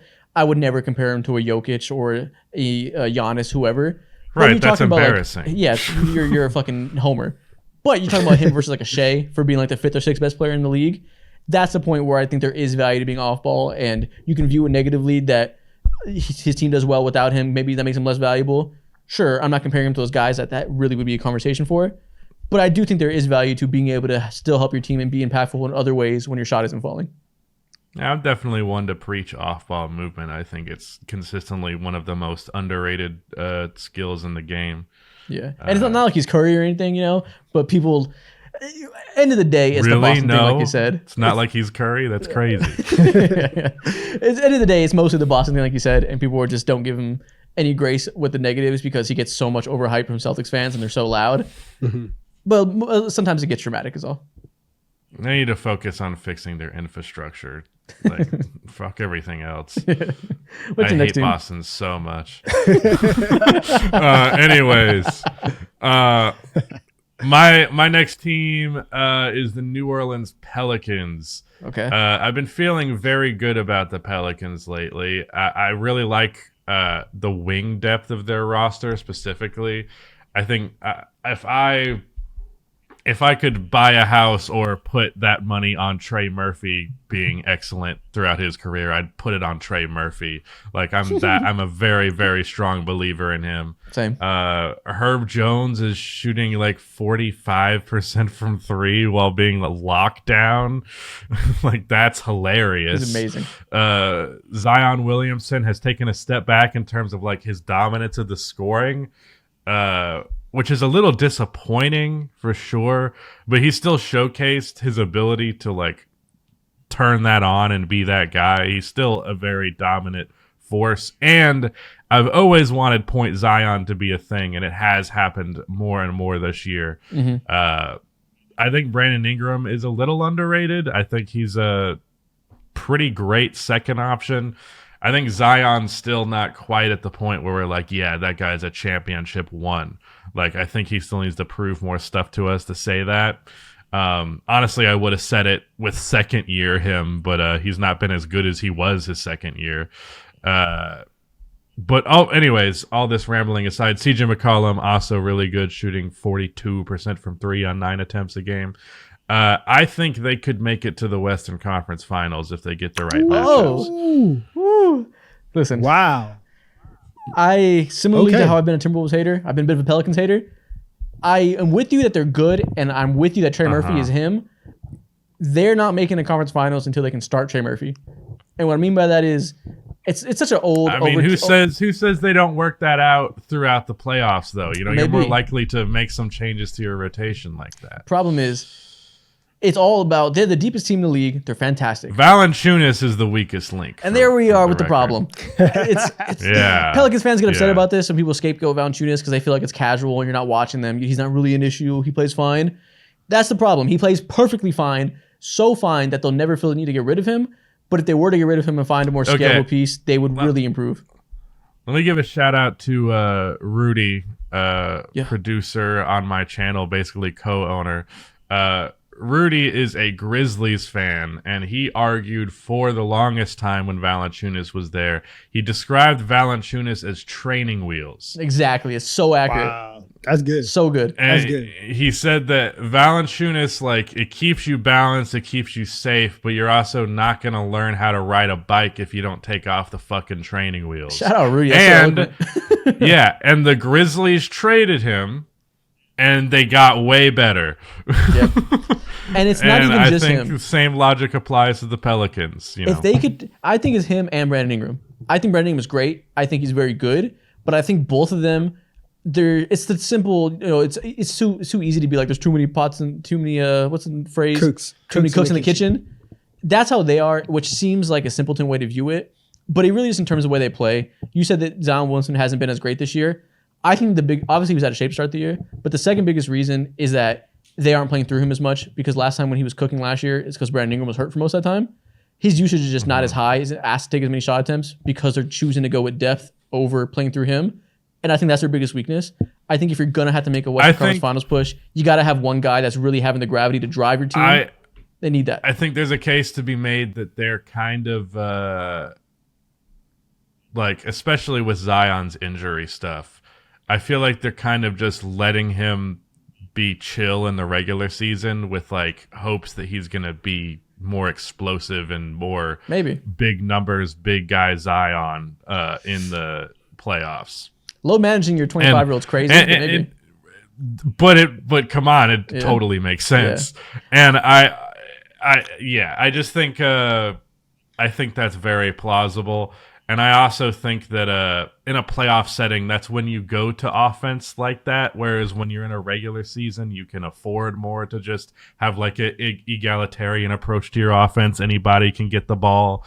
I think it's more so they're trying to not be reliant on him. I think the hierarchy will become more clear in a higher intensity environment. I think it's unideal. I think you should establish what happens early. Yeah. I think it's hard to make that change in the playoff setting. Maybe. I think it depends on the matchup. Like, there's a couple of teams that I could see them beating specifically because they match up really well. Yeah, and that's fair. That's like always just especially having the wing depth that they have for real. Like that really can, with the right team, fuck some shit up. Yeah, it's hard. I think if they were to do some kind of trade, again hypothetically, because who knows what becomes available at what point. But if there was a way to swap out Brandon Ingram and Jonas for a big that fits better, and then start Trey Murphy, I think that's the vision where this team could really work. With Zion being obviously, I don't know. I think I want a better second option than CJ McCollum. Okay, I guess that's fair. Well, how good if you lean into point Zion, how good do you think like point Zion 100% of the time is going to be? Because if that happens, you have CJ, and then you make the moves to get off of BI and Jonas and really, really fill out the roster to accent everything that Zion does well, does not do well, and you get all the perfect fits, and you have the ammo if it's BI and Jonas to do that, and to upgrade at the center position. How do you think do you still have faith that Zion could be like top 10 in the league if he runs point the whole time? Because if you do, then everything that you say is like valid. But if he's not, if you don't think that he can get there, then I don't think it matters if CJ's I don't think he's quite like an elite playmaker to the point where it's like you want him to fully be like your unquestioned facilitator, which is why I would rather have Brandon Ingram, who can also be a facilitator, CJ McCollum, who can also be a facilitator, and just have that egalitarian approach to offense that the Pelicans have had. And then, you can also just say Zion go dominate because all of these guys are still capable outside shooters. Yeah. You can also play that style. I think it runs into a ceiling limiter in the same way that in past versions of the Celtics, we felt like it was a ceiling limiter of the fact that Jaylen Brown and Jason Tatum don't complement each other's games at all. They don't take away from each other. They can both exist, but there's no elite two-man game. And there's no ability to compound their impact and be able to have like the true gravity of having two stars. I don't know how much I actually believe they can go to the world. I was just trying to put a take out there. Yeah, I get it. But I just mean in terms of like, I could see it though. Yeah, I'm not even talking about that. But in terms of this roster being worth keeping together, the starting lineup, I just don't know if the ceiling's there to ever have an elite two-man game with your two best players. And I think that's like, you have to find a way to do that, have them complement each other if you're really going to approach the highest level. I think they could develop that two-man game if Valanciunas got his big ass out of the paint. I really think if the Pelicans had Miles Turner instead of Valanciunas, like I think it'd be over. if Zion got healthy. Miles Like, Turner is a literally Hall just- of Famer in hypothetical situations. Like Especially if for the Pelicans. like he fits on every team and makes every team a champion. If they can just figure out how to get a Miles Turner on their team. Here's what it is specifically, though. It's just that, like, if you have a non-shooting big, you don't want a second non-shooting big. Yeah. So Now, they have Porzingis? Valanciunas technically shoots decent from three. He's at 35.6% this year, but he's taken 1.6 a game, aka nothing. Yeah. Yeah. So he's just a non-factor as a three-point shooter. So I say Miles Turner because he is a center and he can shoot. And there's not actually that many true examples of that. Yeah, definitely not. It's hard. that's And listen, they've tried to bark down that tree many times. The Pacers don't want to trade him for the same reason everybody wants him. He's great to play next to your stars, and you want the type of player on your team. Hard to get those guys. It can't. I don't think it's going to be Miles specifically. I don't know what the hell they're going to do. But if you find that center, like, I think getting Brook Lopez was very pivotal to Giannis. 100%. Like, and I think they need to get their Brook Lopez to their Zion. You know, Exactly. And that's the problem. It's easier said than done, but that's literally all they need. That would be perfect. But I don't know. What's your next team, Donovan? The Oklahoma City Thunder. Okay. damn, I wish I had that one. And You can both get a takeoff. Go ahead. yeah, you can get a takeoff. I think that Think about it. I think they should be on upset alert, and I think that they should be very, very careful. Because I don't know why, and I haven't been feeling this way this entire year. I've been a big fan of everything that they're doing, but over the last week and a half, I've started to feel that if they play the Lakers in the first round, they are like they might be in danger. And listen, the idea of Anthony Davis being as great as he's been this year, the level of defender that he was in the playoffs last year was like otherworldly. How good he was locking down the paint. And if you're saying like, okay, LeBron, like give me 4 games, it can happen. And I think that for a team that's, I guess the only thing that I'm looking at them and I'm just like, yeah, like they're young, you know, they're just going to face AD and LeBron. It can happen, but I don't know. Over the last week, I have no idea what's shifted, but my belief in the Lakers in a series against the Thunder has just skyrocketed. So I get it. This is the one matchup that's bad for them, which is hilarious because the Lakers suck. And first of all, there's no chance the Lakers are getting the 7th seed, so that's not happening. This matchup isn't going to come to fruition. I mean, I guess they might the get Thunder to end one. up as a if they get to 1, sure. Dude, can I say this about the Lakers, dude? Like, D'Lo is so much better than he was last year. LeBron is better than he was last year. AD's like as good as he was last year. Around that, Austin Reeves is as good as he was last year. A lot of the role players are as good as they were last year.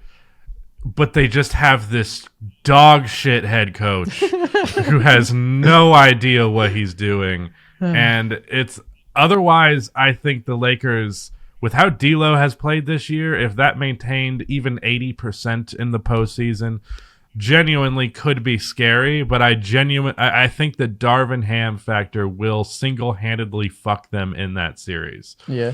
Also, Like, last year, I and think I always say this because obviously we talk about the Lakers at length, me being a fan. They just got the best version of that roster with the run last year. 100%. Fucking Austin Reeves had a 68% true shooting last year. Yeah, Nikola Jokic doesn't have that this year. He was one of the most efficient scorers in the league to an absurd degree. And the biggest difference is they were getting good run out of Vanderbilt and making them an elite defense with Vando and AD. And then everybody figured out, oh, this guy's like the worst offensive player in the fucking league. And now they can't do it anymore because one team didn't guard him. And now everybody's like, why were we doing that? That Vando AD defense was glorious Ridiculous. when it lasted, man. It was And that's the big so difference. good. And the only reason they were good last year Yeah. because they had a top tier defense and a mid offense. Now they're mid in both because they need Vando to be that elite defense, but they are an atrocious offense if he plays because everybody is smart now and realizes you don't have to guard him. Man, I was really hoping that Rui would break out for the Lakers. But Well, that's a Darvin Ham issue because his stupid ass wasn't playing him for months. That's the problem there. Yeah, that's fucking insane. Rui is consistently underplayed like throughout his entire career. He's been starting out. He's been good as of late. My take about OKC, and this doesn't really count as a hot take, but like they need to cut Josh Giddey fully out of that rotation if they Facts. want any hope of actually making a deep playoff run. I don't care who it is you bring off of the bench. It just can't be. Josh Giddey just can't play. And I would probably just primarily give it to Isaiah Joe. Yeah. Because, like, when you get that lineup out there and then you have to... The night and day difference between if they leave Josh Giddey open versus if they leave Isaiah Joe open, like, that's going to open up your offense so much. I think that's got to be your most ideal lineup. For If sure. it's not 100%. him, you go Case and Wallace because he's, like, lights out from the corner. But I would go with Isaiah, especially because he's a little bit bigger. It really sure. sucks that Gordon Hayward is washed beyond belief and looks like he shouldn't be on a team right now when he plays for them. Because I was praying that he he'd be was good. just putting up respectable numbers on the Hornets this season. He forgot I think about that he's shit. Just, what? He got here and he forgot how to do that because he has been awful for the Thunder. And I was praying he'd be really good so he could give them a reason to bench Giddey, just like put in the other white boy that does the same things but better. But he has been a corpse as of late since he got there. And give him time, obviously. I'm being hyperbolic here. I could see him still having value, but I was just really praying that he would be great right away so that they can like make that step you're describing. Yeah, I also just don't think they got the time to acclimate him to everything right now. Exactly, yeah. They just can't like get this on this really young team, like get this fucking old man to be like, hey, get your shit together, buddy. he is not gonna pull it off in time. It's just not happening. He will not be in that playoff rotation. Yeah, sadly. Well, maybe. We'll see. There's 20 games left. Let's pray he can figure it out because I hate watching Josh Giddey play. And it's so funny because people will be like, you liked them last year before the allegations. Yeah, because they were a mediocre team rebuilding, and you were able to be like, okay, he's not good at these things now, but he'll develop into that. Now they're contender, and now those weaknesses fucking shine. I didn't even believe in Josh Giddey to begin with, so... The aura got me. I believed in the passing and like the other stuff would come around. None of that shit came around, and he's legitimately one of the worst rotation players on a looks contender like right now. he should be in a surf movie, not an NBA court. Like, He's like, he should be in a yeah. fucking prison. Anyways, my next team is the Los Angeles Clippers. And my hot take for the Clippers is I think James Harden might be better than Paul George. We gave Paul George... 100%. Okay, cool. We gave Paul I George the agree with instant All-Star that. nod, and I don't think that was... I don't understand why Paul George was an All-Star this year. I didn't make a big fuss of it, but I was Same. like, there are a couple players in the West I think should have got in over PG this year. He became podcast man. He has not been the same this year. Like, and listen, his numbers are not too bad, but they're definitely down. Mm-hmm. But I don't know what the fuck it is. Every Clippers game I watch, Paul George is washed. Like, he has his terrible performance whenever I tune in. Bro, Clippers fans He hate had like him a- right now. They hate him. He had like a 35-point game like a couple of games ago when I watched him, but other than that, it's just been like I was like, wow, every time he's open, it doesn't go in. He's never creating offense. He's not locking up like he used to. And I saw someone post the other day on Twitter. They were like, when is Paul George going to be 35 in a month or 34 in a month? It's 34, I think. Yeah. It's like, damn, he was like the young up and coming player in my mind. Not anymore. I knew he wasn't that anymore, but I was like, fuck, I would have imagined he was like 31. I'm like, Yeah. damn, he's like knocking on the door of washed. I can't believe that. Don, how you feel about Paul George? That's terrifying. Listen, man, the podcast has the podcast. Great podcast. Listen, It's a great podcast. the podcast and his shoes have done. They've just done I numbers. wore his shoes for years. They've done numbers for his reputation. Because you guys are talking about right now. I'm still caught up on 2020 hitting the side of the backboard. Like I'm still there when it comes to Paul George. I forgot you're a PG hater. I give him credit, right, for doing whatever he did in How 21. can you hate PG, man? He's so lovable. See, they got you with the propaganda too. He's so nice. He's so nice. He's a good looking guy. He manicures his beard well. Yeah. Yeah, and his podcast is good. He seems nice on the podcast. He's not like a jackass like a lot of other NBA player podcasters. Outside of 2021, right? You have 2014 where he pushes the Heat to 7, and then you have 2021 where he gets the Clippers to the conference finals thanks to a generational Terrence Mann game. In that stretch, and obviously there's the injury. In that stretch, what is Paul George doing? He's been a great second option for a while. Paul George had one season where he was like at the top of the league that he was top 3 in MVP voting, calls that his MVP season. He is out here getting hilarious. First rounded, right? Him, Russ, and Melo, first rounded by rookie Donovan Mitchell. And Melo. I said it. I know. Say it again. Getting first rounded by rookie Donovan Mitchell. Was he even in the rotation at that point? All Barely. of this stuff.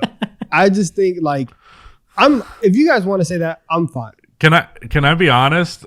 I just don't have that high of expectations for Paul George, honestly. Same. That's the difference. That's like, why I think so much.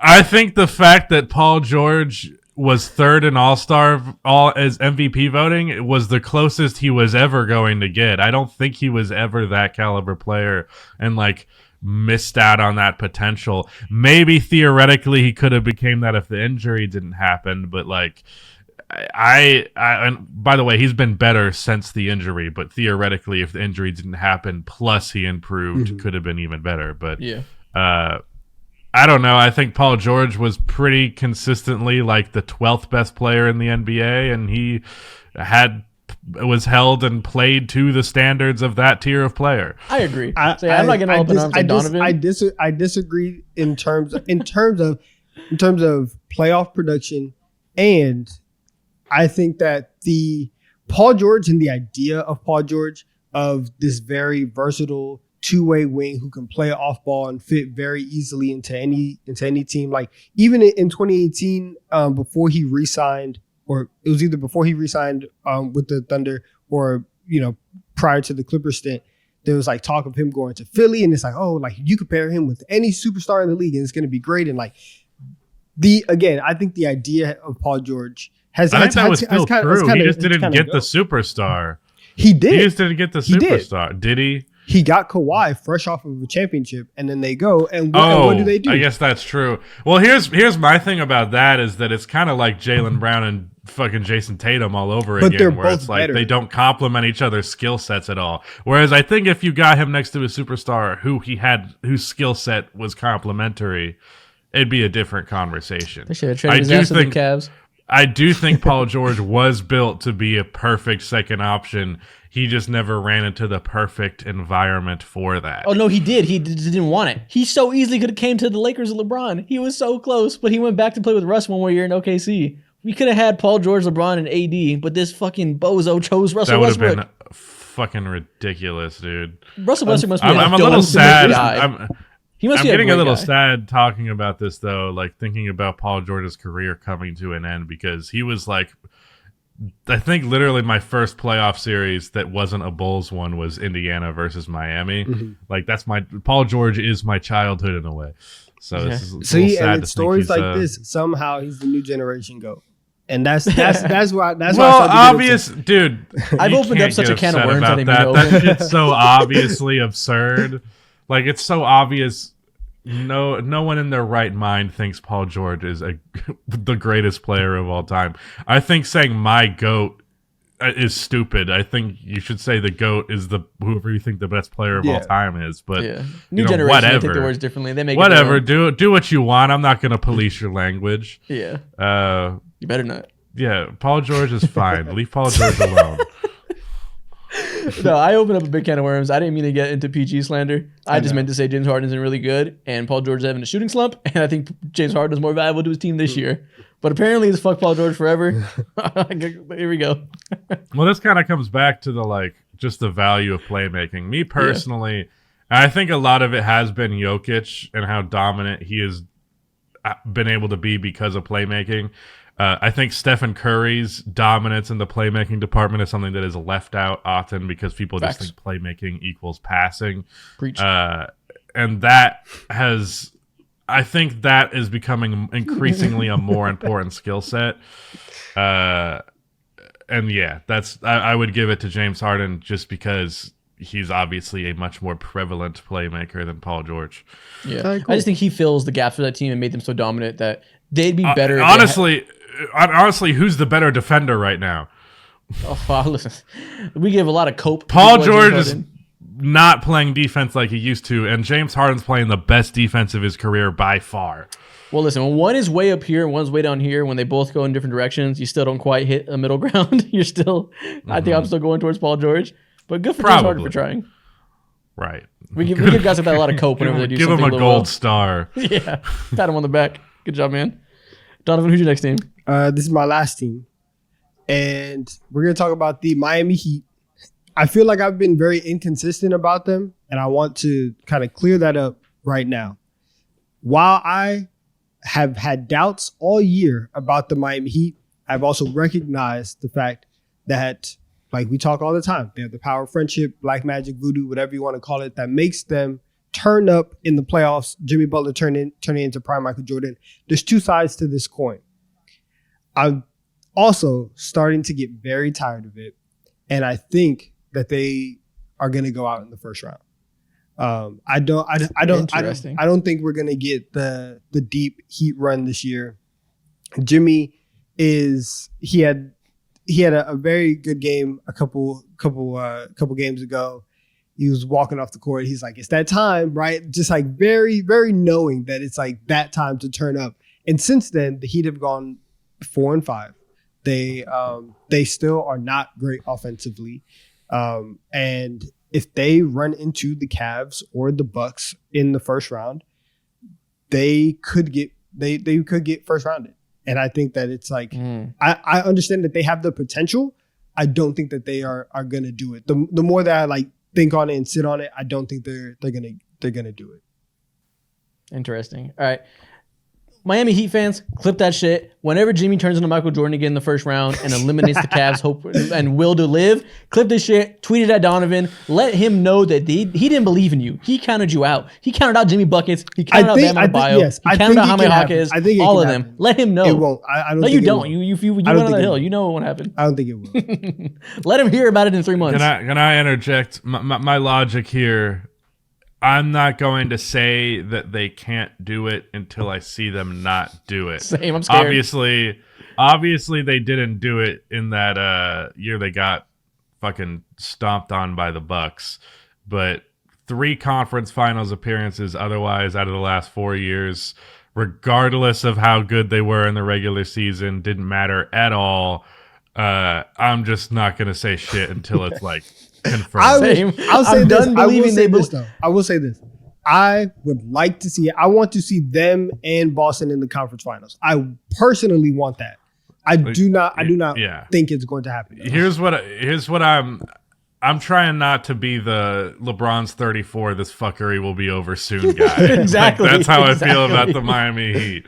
Like, Dude, I'm not going to fall on that sword. I'm done falling on takes about predictions. I'm not good at it. And I'm just not going to be the one to say they're going to fall off until they are. I'm scared of the Heat Mafia and the fact that I'm done pretending they operate on the same level of existence as us. They are ethereal. They have a certain force about them that defies laws of man.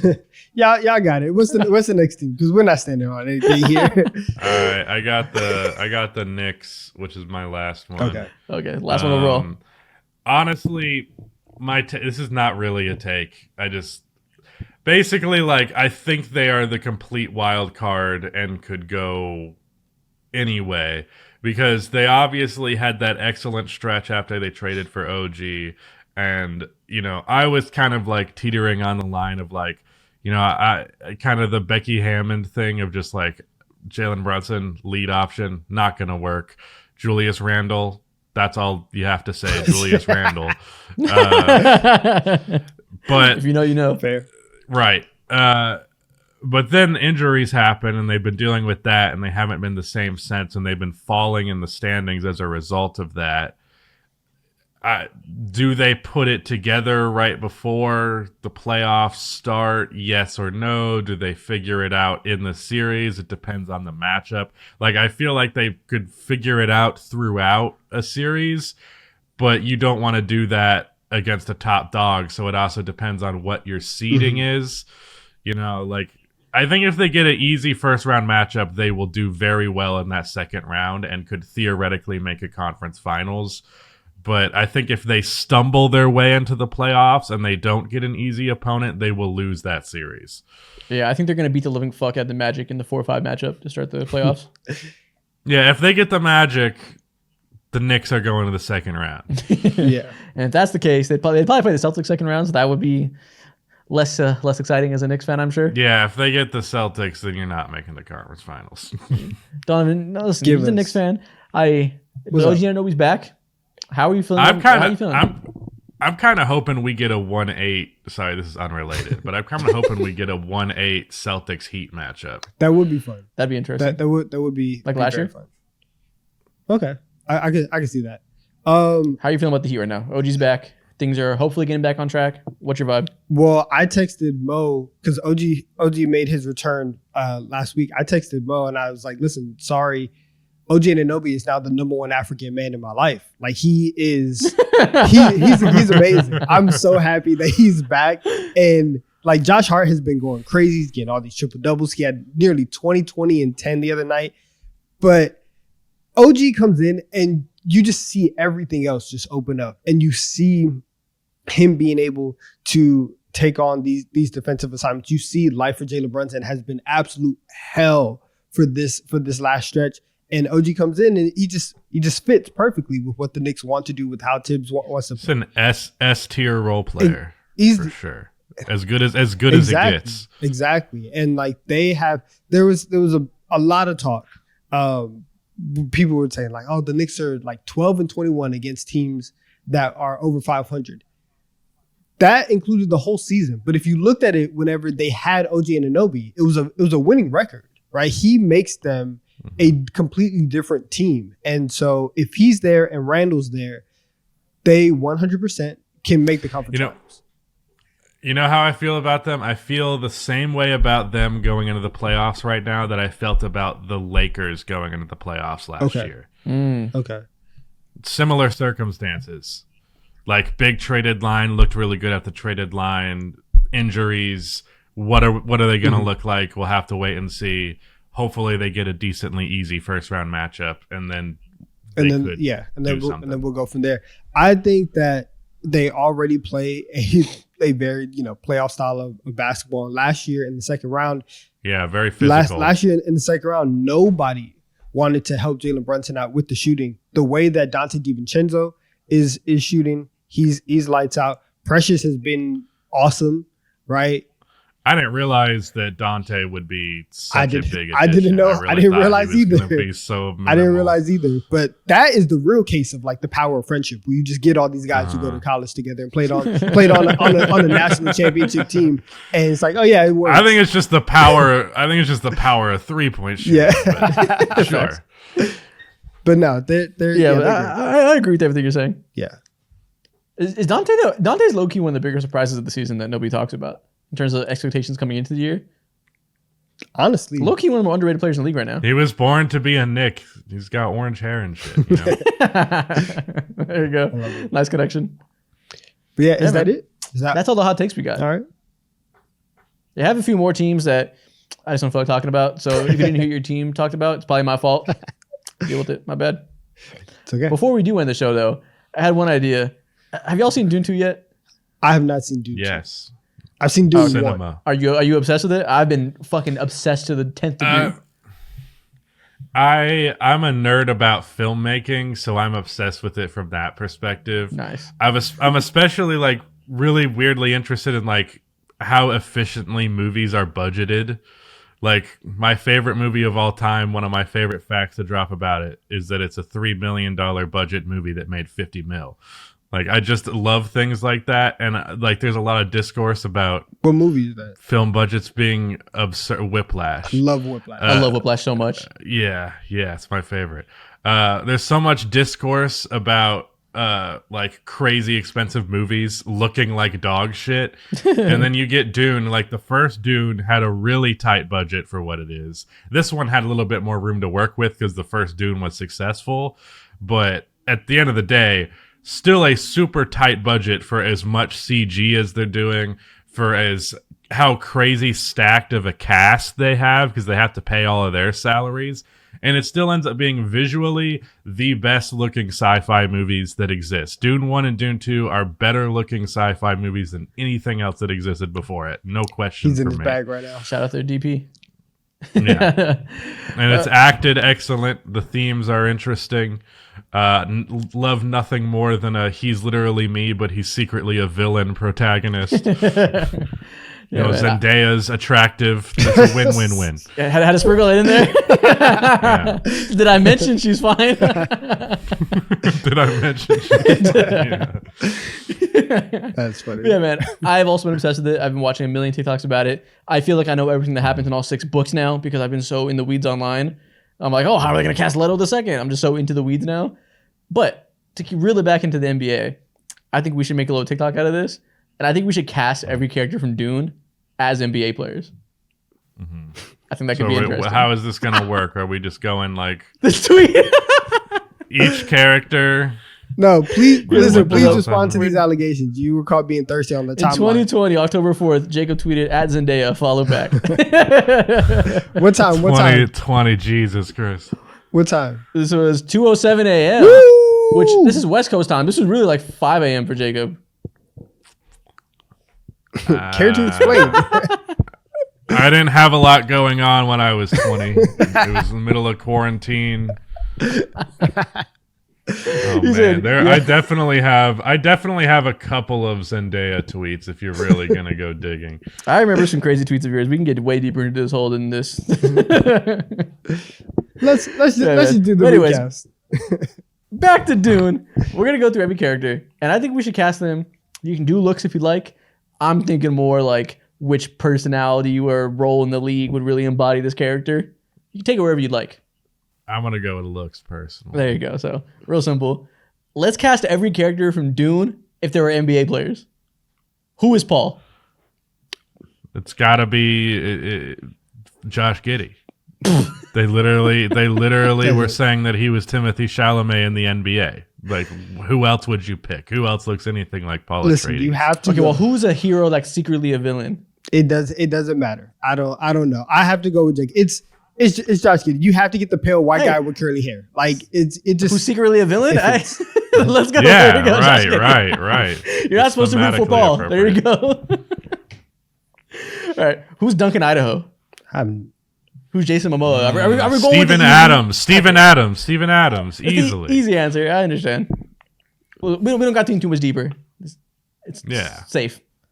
that's his twin. Who would play Austin Butler's character? Who's Fade Rotha? Oh, Alex Caruso. Because he's bald?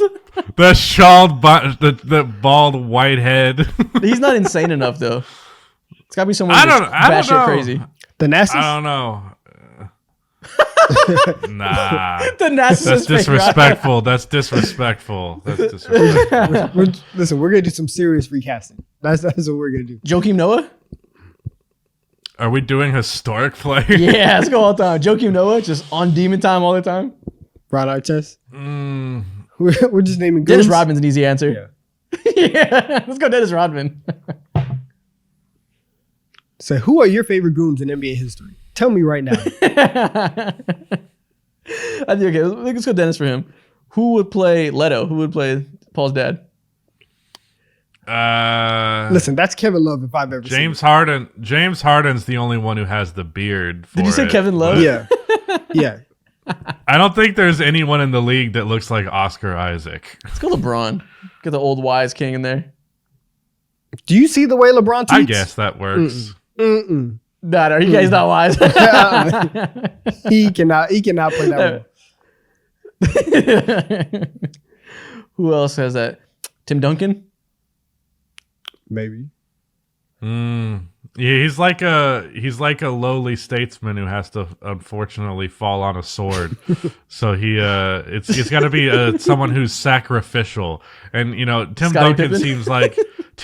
seems like the kind of teammate who would sacrifice himself for his teammates. Listen, apparently this Tim year Duncan. that just fits Jason Tatum's description. Jason Tatum has taken a step back for the good of the team. That's what he wants us to believe. That's That's what he wants us to think. when did the Boston media machine fucking corrupt you? When did this become a Ringer podcast? Okay, who are we gonna do? Who's Zendaya's character? Kelly Oubre. Is that purely aesthetic? Just another beautiful light-skinned queen. He's one step away from calling her a Nubian queen, and I need you to do that. No, that's crazy. I would never, Zendaya. Listen, he's pulling up to Dune 3 in kente cloth and being like, listen, my sister's in this movie. I gotta watch it. I gotta support her. Looks like Nancy Pelosi taking a knee. He's gonna walk in a dude, Wakanda forever. This is so good. We've just been attacking Jacob's whiteness on podcast. He's not used to it because his other podcast hosts are I white. get it. Go for it. It's easy. All right, who would play this fucking picture? What the fuck? We both. There it is. I can't breathe. All right, but who would play Gurney? Oh man, I want to know who's the Baron. Yeah, who's Baron Harkonnen? Oh man, Zion. Oh my god. Who is that? I feel like that I think voice is a good part. I think Nikola Jokic. I think Nikola Jokic is a good one. Yeah, he's gotta have that voice is that aura of just like kill the boy. He's got like a Eastern European fear vibe to him that I feel like Jokic could pull off. Who is it? What's that guy's name? Can you get Jokic's Nikola brother? Petrovic? Can you get Who's the guy that Jokic's played on brother? If you can get that, I think that would fit. It's not an NBA player. Listen, Who's the guy he that played stepped with out Kevin onto Love? a court one Nikola- time. I think Nikola Pekovic. That's a good Baron. Yeah, that's a great Baron. Real European shit. Yeah. Okay, who's the other major character? Who's Lady Jessica? Who's gonna be this manipulative lady? Chris Paul. Chris Paul. Nick Don't even Young. answer. Chris Paul. I was gonna say Nick Young. No, it's gotta be Chris Paul. No, Chris Paul is right. Chris Paul is totally the Bene Gesserit. Pull his strings. Who's left? Who's Dave Bautista's character?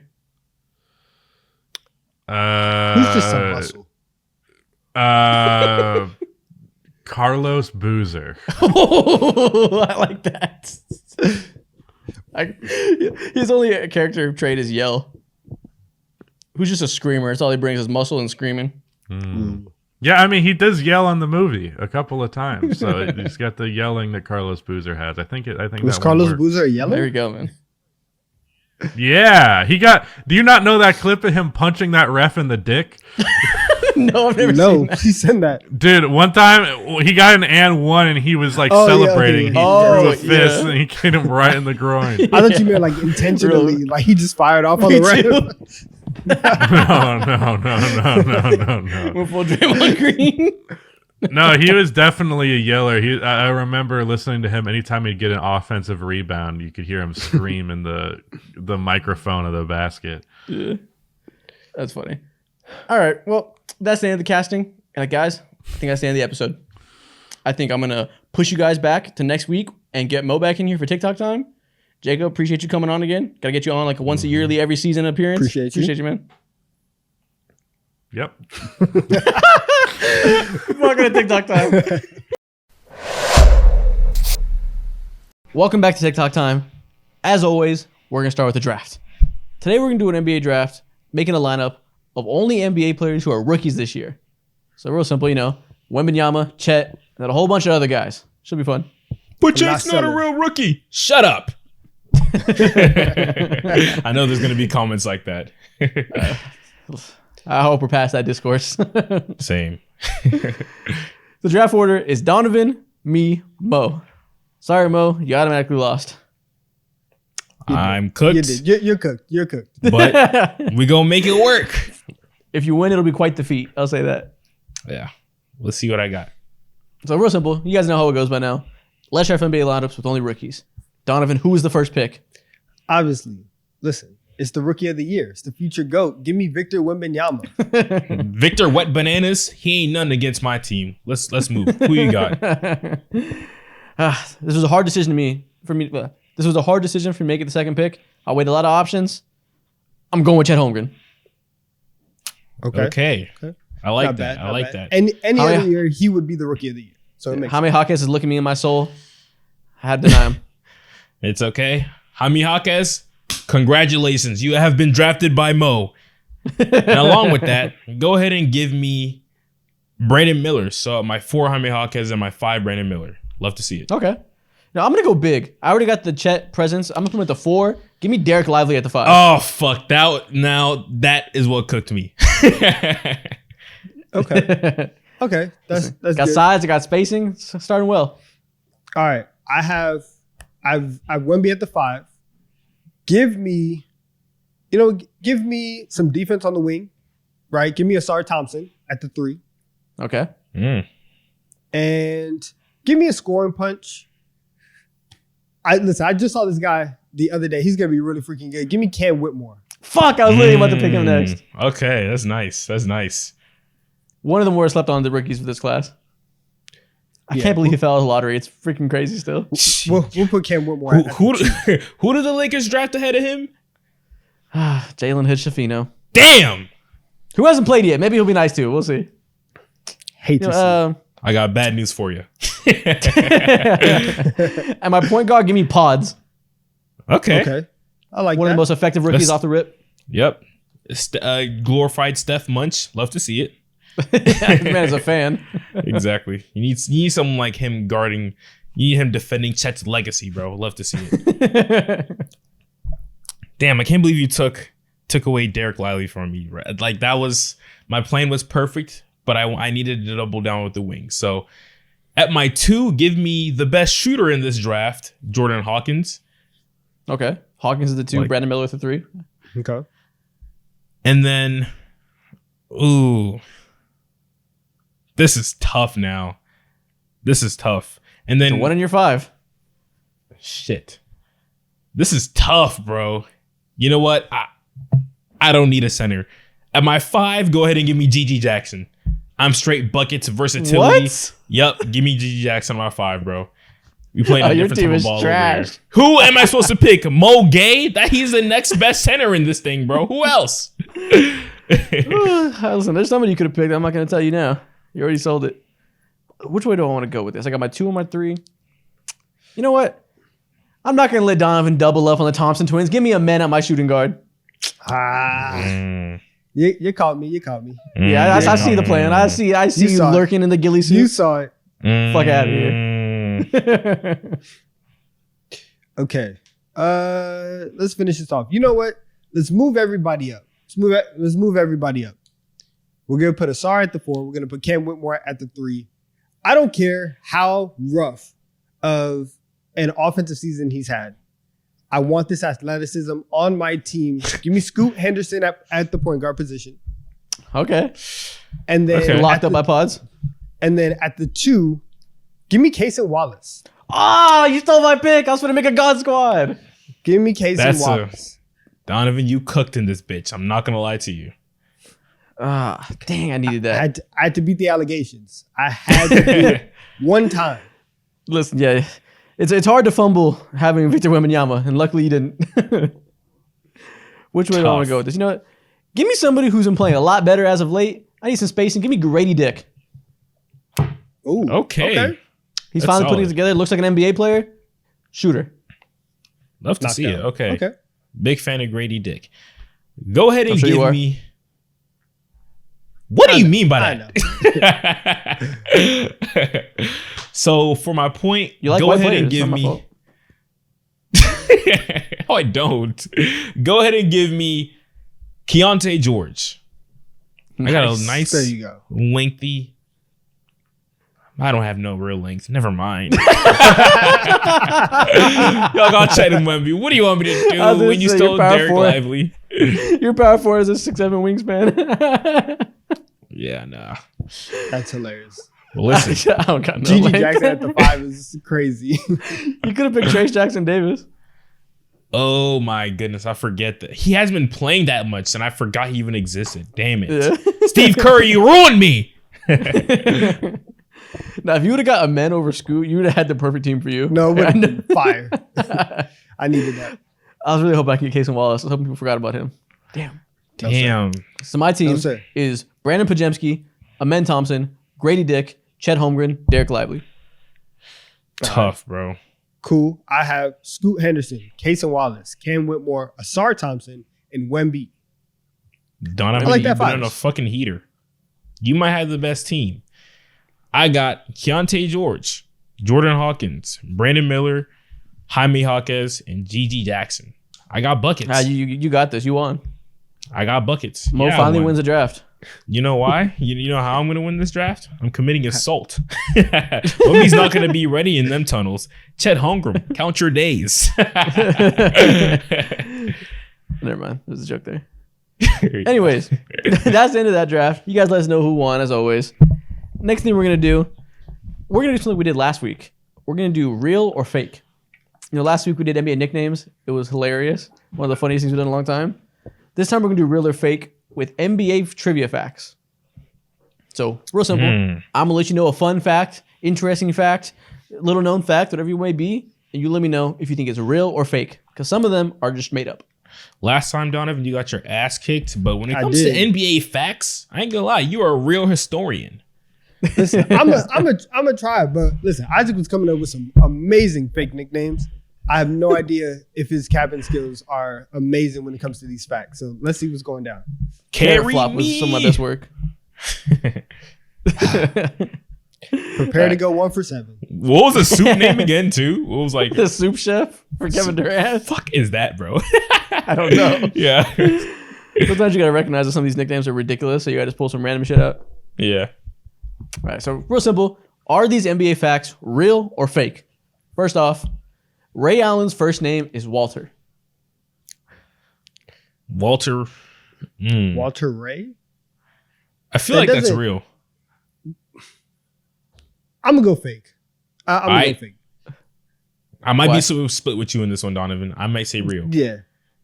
I can't. Tell me listen, why. I can't see anything. I can't see anything other than Ray being his name. And Ray if is it's too not- cool, though. Ray But is if it's too not cool. Ray, listen, if it's not Ray, this is Jesus Shuttlesworth. I don't know any other Okay. name. His name is You know- either Ray or Jesus. Either one. It's not Walter. Ray or I'll tell you Jesus. this. I'll tell you that.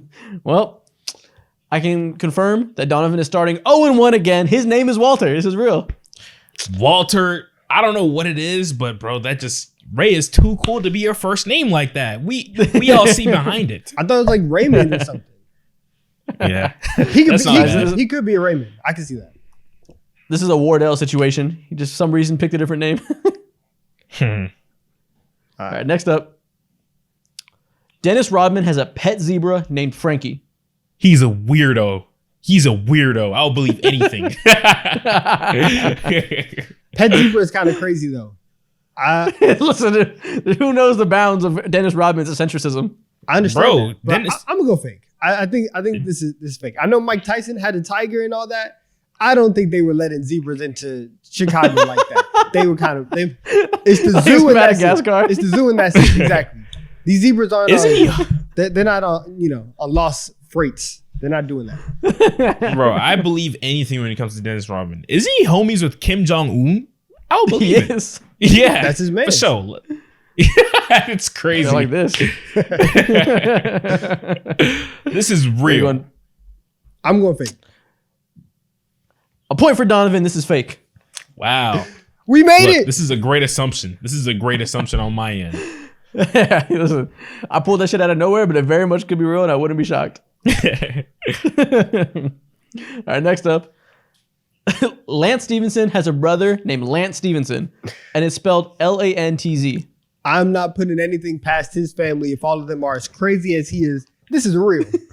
This is real. He from New York too. I've been around New Yorkers for the last 7-8 months. This might be real. Let's do it. I met a few Lances. Exactly. Various spellings. Lantz is crazy as hell. A plethora of Lance. Lance I. Is this real? Correct. There is 2 Lances in that family. That's crazy. That is Yo, this family's ridiculous. Crazy. This family's cool. Yeah, nah. Yeah, he better know how to hoop too, just like his older brother or younger brother. How would they differentiate it? Are they calling one Lance, one L? Like, Call him TZ. That's hard. They call him Z. That's hard. this is dumb. All right, next up. Jason Tatum has more points in the conference finals than the entire Clippers organization in their whole history. Okay, so they have one. How many times They have they one won series. to the conference finals? They have one series in the conference finals. It's been one time. And it was a 6-game series. Jason Tatum. So, okay, let's just Even do math. Yeah. So if it's a 6-game series, let's say that they're scoring 120 every game. That's, what is that? 6 times 12. That's 720 points. Has Jason Tatum done that in 4 trips to the finals or to the conference finals? Feel like it's close. He's had about 20 games. And if he's at 25, Bring out the calculator. you know what? I think the Clippers are going to get him just by a hair. So I'm going to say that this is fake. I'm right behind you, Donovan. This is fake. Y'all put too much faith in the Los Angeles Clippers. This is real. They are a poverty franchise. This is why we make fun of them, right? Like this is the basis of all the hate, of all the jokes. Wow. This is sick. This is sick, man. Jason Tatum having more total points than your team in the conference finals. Only the Clippers. What's Maybe the exact Brooklyn number? Nets could do something like that. Couldn't be my favorite team. Could never be. What's the exact number? I don't know. This is ridiculous. Now I have to go look at the Clippers and see what they scored. It can't be crazy. It can't be a This crazy is difference either. ridiculous. It must be close. Yeah. All right, next one. Rudy Gobert has the most double-doubles this season. I mean, he's been Double hooping. doubles. He has been hooping. Yeah, offensively, he's made it a point to go ahead and get some buckets and dunk on someone's head when needed, for sure. But is he the most in the NBA? So, You tell me. Jokic is a threat. Who also has been hella healthy as well? Jokic has been hella healthy. Has he had more double-doubles than Jokic? Jokic is. I don't think Jokic averages 10 assists, though. Probably He doesn't not. average 10 assists. But You're right. he probably doesn't average 10 assists, but there's probably more games where he has 10 assists, even if he doesn't have like 10 rebounds or something like that, to where he has multiple ways that he can get a double-double. Ooh, versatility. Give me. Yeah, I want to say Rudy. I'm leaning with Rudy. He does. You know what? I'm gonna join you. I'm gonna say this is real. Faith in Rudy. Incorrect. This is fake. DeMontis Sabonis has the most. That guy's a merchant. I don't like him. So Rebound merchant. I don't know. Oh my what gosh. he is. He's a fraud. Some sort. Damn. So I haven't put my finger on it yet, but I see you. Yeah. There's something suspicious I going on know here. your game, Demonis. You can't trick me this year. Damn. All right, next one. Tracy McGrady was married to Mariah Carey for 62 days. I think this is Why real. he look like that in that I picture? think this is real. He was happy because he married Mariah Carey. This was taken after the reception in the jersey. I'm gonna say this is real. Oh my gosh. You think this is real for 62 days? Listen, man, celebrities are crazy, right? Chris Humphrey and Kim, they were married for 72 days. We've seen stuff like this before. That is We true. have. I'm going to go Just ahead say- and say this is fake. I'm going real. I don't even know if Tracy McGrady knows Mariah Carey. This is fake as hell. He knows. Yeah, her. this is a He mean knows pull. This is a Trust me. Tracy McGrady's nah. like 40-something years old. He knows her. Okay. I'm not going to say anything. That's hilarious. I know he knows. you know. Oh, that's hilarious. All right, next one. No. Hakeem shot 42% from 3 in his MVP season. 42% is crazy, but Ridiculous. On like one attempt or two attempts that's per what I'm saying. game, What I if might it was believe like? What it. if he was like 3 for 7 for the year, and this is like 42.9%? On like 0.8 attempts a Yeah. game. This is believable. I'm gonna say this is real. I'm gonna say he just Let's had a do it. crazy outlier year. This is real. This is very believable. You guys went out with a bang. This is real. Here we go. And y'all were trying to tell Here me that we he can't play in this go. era. He's a floor spacer. That's Respect him as such. All right, that's the end of that segment. That's hilarious. I love this real or fake stuff. That was All right, great. next thing we're gonna do, we are gonna play a game in which I have 5 categories of players that I'm gonna read out loud, and this is a viral TikTok thing I'm sure you guys have seen. So I'm gonna say something like NBA players who won Rookie of the Year, and you're gonna have to say a player out loud. I'm gonna say 3, 2, 1. You say the name, and you have to try to make sure you don't say the name that I say. Okay. And I have it on my iPad, so I'm gonna turn around and show people the picture. So you guys, basically the whole point is you try to guess what I'm not gonna say. Okay, bet. Yeah, and for people at home, if you haven't seen this before, 5 categories. You play along with us, right? One by one. See how long you can last. See if you can last longer than them without me getting you. I'm ready. Make sense? Yeah. Ready Let's to go. win. Bet. So I'm gonna say these NBA player categories. I want you guys to say a player without saying the same name as me. First of all, name an NBA rookie. Okay. Pods. Well, I gotta say You 3, 2, have to- 1. You have to count down. Oh shit. Gotcha. Yeah. So give you guys a second to be ready. 3, 2, 1. Keontae George. Pods. Asar Thompson. We're Here. safe. We're safe. I was terrified because you drafted him. You lived to fight another round. Okay. Listen, at least you didn't go out the first time. That would have been embarrassing. Name an NBA coach. Okay. You guys ready? Yeah. Think long and hard. Wait. Okay. 3, 2, 1. Nick Nurse. It's Quinn Snyder. There you go. Ty Lue. Ooh. Yeah. Still in it. Still in it. You get by again. Okay. I was, Snyder. I was really nervous for Nick Nurse too. Nick Nurse, I low-key thought about picking Nick Nurse. Yeah. I know it. I know you. I know you. Name an elite 3-point shooter. Elite 3-point shooter. Okay. Got it. 3, 2, 1. Seth Curry. Malik Beasley. What'd you say, Donovan? Seth Curry. Ooh. Buddy Hield. Damn. Okay. I was in You that guys- range. we're still here. Thank We're Two still God. more. You're getting there. I'm 2 still more categories. alive. You might win. I'm still alive. Name a former defensive player of the year. A DPOY player. Okay. Okay. Active, I mean. My bad. Yeah. That changes it. Okay. Yeah. Nah. Name it. I'm gonna repeat that. Name an active NBA player that has won DPOY. Okay. Dun dun dun. 3, 2, 1. Kawhi. Giannis. Oh, where'd my screenshot go? Oops. Draymond Green. Thank God I almost picked Dre. Fuck, man.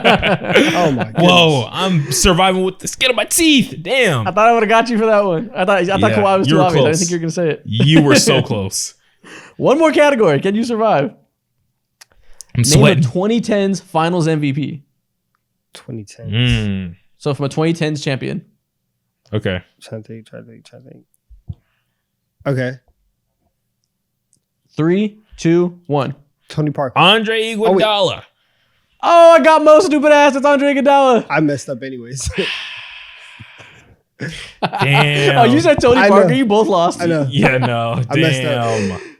You both folded in the last second. But I was thinking Kawhi Damn. Leonard, who you did not pick. So I'm gonna take this as a win. I made it. Either way, I didn't say the name you That said. ain't even I count. won. You should be disqualified. I'm the fucking champion in this bitch. Nobody won.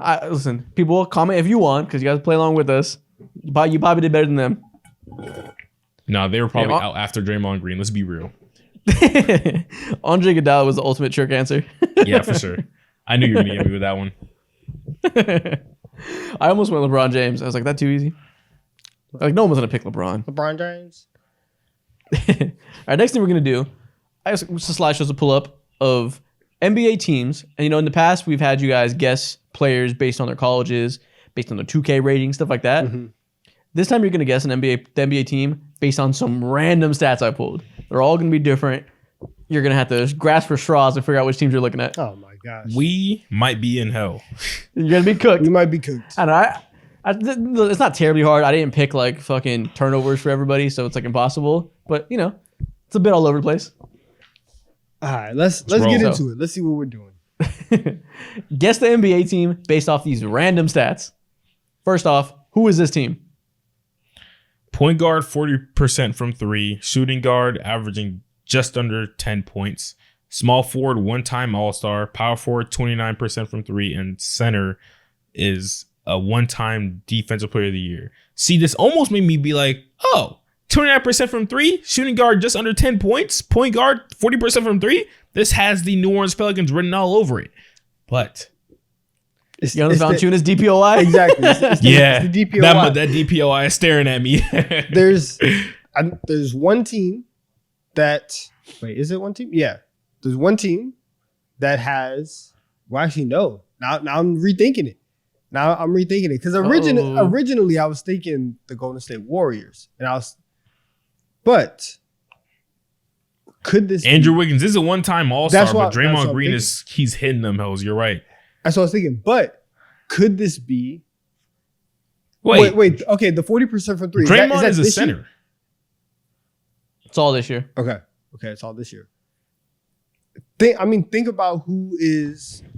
Think about who is a DPOY at the center position.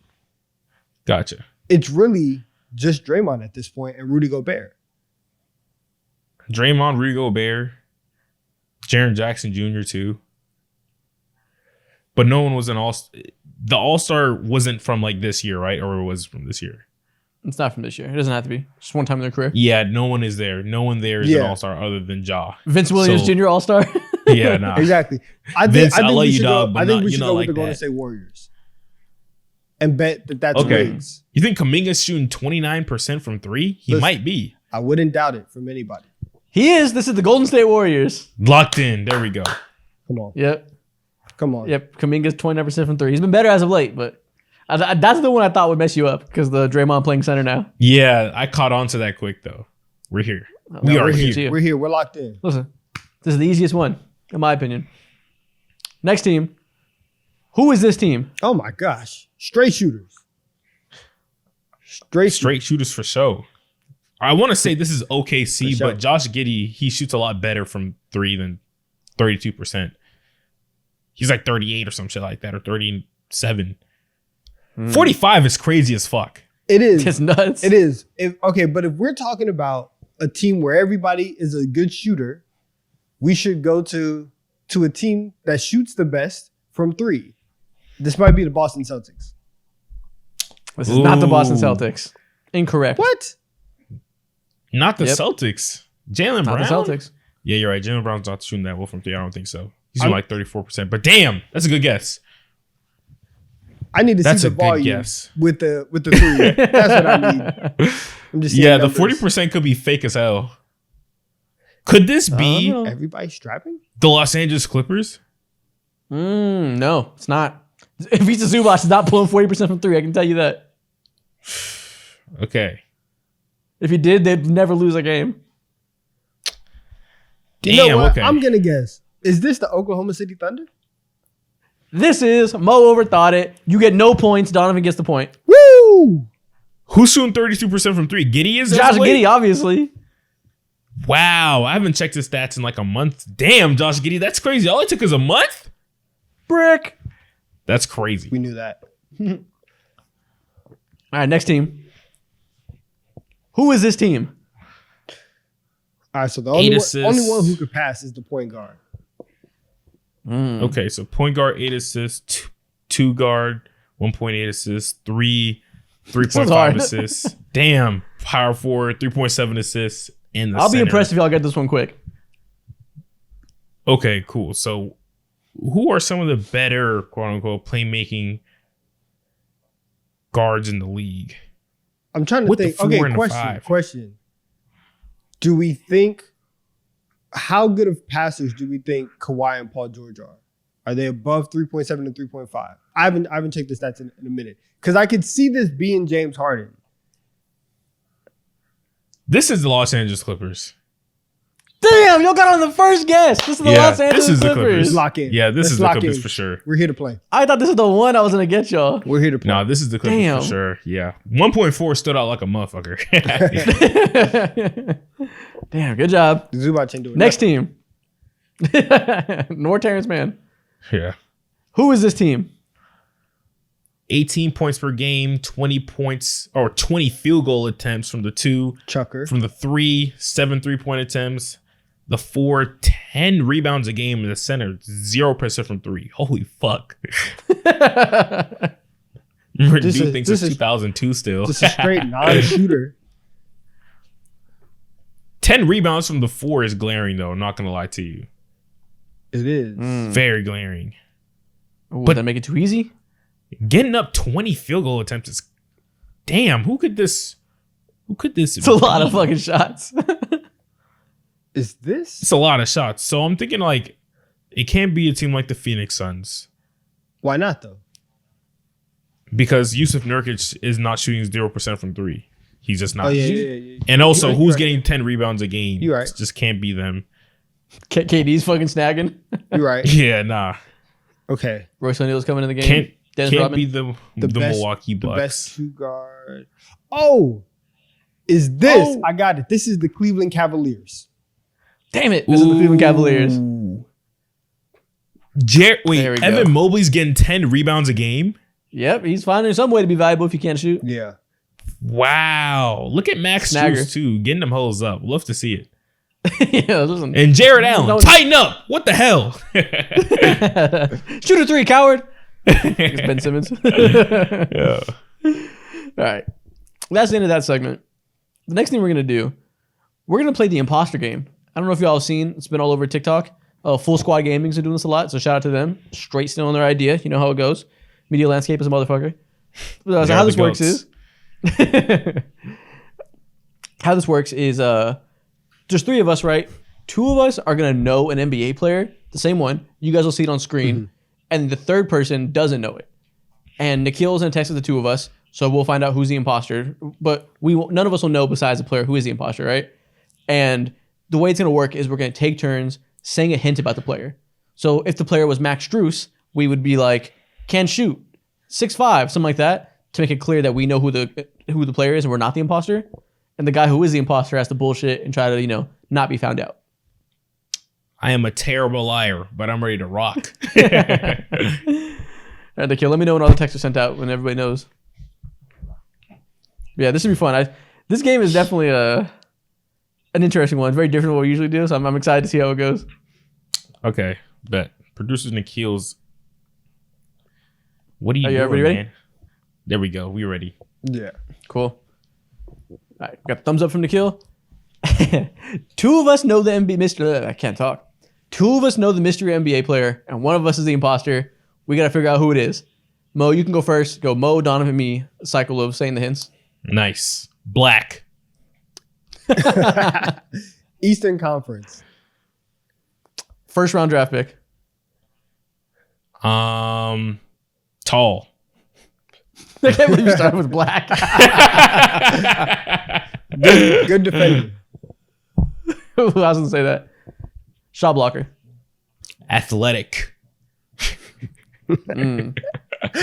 You say a lot of vague has shit. no idea. Mo has no idea who this is. I'm not But wrong. that's What okay, the that's fuck? okay. You say straight That's vague okay. shit. That's I'm okay. not wrong. That's okay. Okay. Not a shooter. Not either. On a playoff team. Shooting sleeve.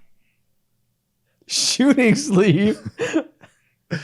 Do you think Mo knows who we're talking about, Donovan? I don't know. We'll see. We'll see. Y'all conspire. All-star. You can make a mistake if you want. You said all-star? Yeah, all-star. Versatile.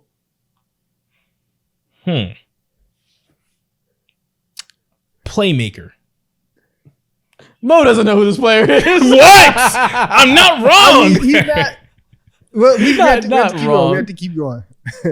At Well, any point, we if try to he's rule somebody out. versatile, what are you supposed to mean? What that's supposed to mean? All right. Let's see. Max contract. Ooh, shit. I'm running out of words to describe somebody.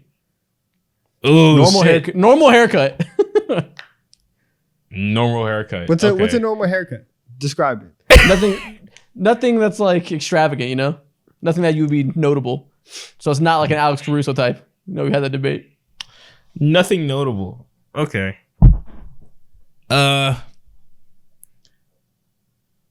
Max contract, Eastern Conference. Went to the finals. Okay. That's Are we ready to vote? You guys want to try to get to the bottom of this? Donovan, I think I got it. yeah. Okay. And I might be looking you at the eyes to tell you that Isaac is the imposter. Why me? Cause I hate you. I think Mo's the imposter. Mo said a lot of vague shit that happened to be right. He said black. That's so easy. Like, I mean, listen. and that's in the first fairness- guess. In fairness, that is the first guess, It's logical. and it is. I do think Mo, you kind of expose yourself for playmaker. Yeah, like, That's the one where like you can say it, but it's kind of a stretch. I'm voting Mo. I'm voting Mo. Sad to say, but y'all are wrong. This is Bam Adebayo. I know who this is. I was the imposter. Get fucked. Damn it, Donovan! What the hell? You let him You gotta give me finesse something. you You gotta again. give me something else. Why you say playmaker? Because it was right. Threw y'all off like a mug. Why'd you I'm not say gonna I lie. didn't say it. I knew I was Isaac had grasping no at straws. idea. Yeah, no. my I knew goodness. Isaac had no idea. I said playoff team. I threw that shit in the air and hoped it was right. Yeah, I know. Over half the Oh, league bro. makes the playoffs. You got it. I know. When I But said that was finals, such I like thought a you knew 2/3 of that the I league knew. makes the play in. Like it's you're fine. You're But I okay. could have instantly eliminated myself. Yeah. Let's do another round of it. All the texts are out. We're good. Again, two of us know the player. One of us doesn't. Let's figure out who the imposter is. Cool. I guess I'll start. Mo did the last time. I'll Time. start. You start this time. All-star. Under 25. Max contract. If he's an all-star, of course he's a max contract. Listen, Exactly. I'm looking at okay. Mo already. It's okay. I'm not wrong. Western Conference. Good driver. Can dunk. Well, don't you can dunk. He's a good driver. I'm not outta here. wrong. What do you mean? Let's get him Let's out keep it of going. here. Let's keep it going a little bit longer. Let's see what he says. But I'm looking at Mo with seven sets of eyes. Look, you looking at me. I'm looking at you. Giannis Ballhead looking at you too. What do you want from me, man? And what's next? All right. Now, what I'm trying to do now is I'm trying to keep it vague so that I'm not giving out too many hints to everybody else. Because clearly, the imposter knows, and the imposter is on to something. Let's see. SEC for college. Cool shoes. Right-handed. Okay, Donovan, let's get him out of here. What the fuck? Mo's the imposter. Let's vote him out. Yeah, Mo, you gotta get out of here. Damn. You are correct. I have You're gonna no have to idea say who this something. is. You're gonna have to say something. Damn. I have no idea who this is. Was it Devin Booker? This is Anthony Edwards. I wasn't wrong though at all about nothing. He got a max contract, great Of course you're driver. not. He got cool shoes. I said driver Right-handed. and you said dunker. Like, oh, great. That's Yeah, exactly. right-handed kills me. That's so ridiculous. It was so right too though. It's like 85% of the league. All right, let's do one more game. Okay. The kill texts are out. All right, we're all good. Again, you guys know how it goes. Two of us know the player. One of us doesn't. Let's see who the imposter is. Who wants to go first this time? It's on you. You start. Yeah. Athlete. Or strong. I mean, everyone's an athlete. Athletic. Okay. All right. Okay. Okay. All right, listen, Light skin. Listen. You're done, buddy. Do we want to do You're it? done, Ruin the buddy. game? No. Let's weed it out a little bit. Did I fold right away? Let's just weed it out a little bit. You're cooked, pal. Get the fuck out of here. Get out. Get out. Get rid of you. Shoot. We can keep doing. Let's go. Let's finish this round. No, just kidding. Who's the player? I'm out. Who's the player? We'll do this round and let's make sure Mo. Let's keep going vague. I want Isaac light to have a skin. second guess. Light No, I skin. obviously lost. Who's the player? He got out already. Yeah, you're done. The way when you Who's went the back, when you tried to clarify Yeah, athlete, I was yeah. like, oh, motherfucker, you cooked yourself. It was Jalen the player. We're talking. Yeah. Ah, he's not athletic. Fuck. Yeah, I know. I'm like, he's one of the most sturdiest motherfuckers in the league. What? Damn it. That's hilarious. Having to Oh, go first bro. to the imposter is terrible. That is hilarious. Yeah, I know. That's why you gotta go super vague. I tried. Everyone's athletic. Should have went black. He picked the one motherfucker that's Should have not. went black. Exactly. Black or light skin, you would have had like a 60% chance with that one. Yeah. Oh my god. You said white All right, we can mama. do the next video. 90%. Oh my god. Oh, All right, next thing we're gonna do. Let's blind rank some stuff. okay. We're not back. We're gonna blind rank NBA championship teams. Ooh, okay. So you guys know how it goes. NBA championship teams. Yeah, I'm gonna have 5 of them. You're not gonna know who's coming next. You gotta try to rank them and guess where they're gonna rank when you see the full 5. Let's go. Real Let's simple. go. So blind rank these NBA champions. First off, the 2022 Warriors. We can put them at This 4. is one of the worst championship teams. Shout out to Woo. Steph Curry though, for sure. But one of the weakest championship teams. You want to say 4? Really? Yeah, I think there might be someone worse just because at the end of the day, they still do have Steph Curry. So I can't put them as like the absolute worst. Okay, let's roll with 4. Yeah, I'm choking you out if they are literally the worst though. Hope you know that. I'm sorry. Jordan Poole disrespect will not go unnoticed. Hey, man. I don't know what to tell you. The 2016 Cavs. They might be 1. We got to put them at 2. Well, okay. 2 is safe, actually. Yeah, 2 well, is safe. Do we think the 17 or 18 Warriors are on here? Because if they're on here, that trumps everything? yeah. But if not, then 2016 Cavs is a pretty good number 1 option. Do we think the Warriors are on here? They're already on here once. Would Isaac be a bastard and put them on here twice? Maybe. That's the real question. Maybe. He was hangry while creating these. He ate some wings before making these. So I was angry. yeah, so I would like to go ahead and put the 2016 Cavs at number 2. Let's do that. Okay. For sure. All right. I'm with you. Okay. The 2014 Spurs.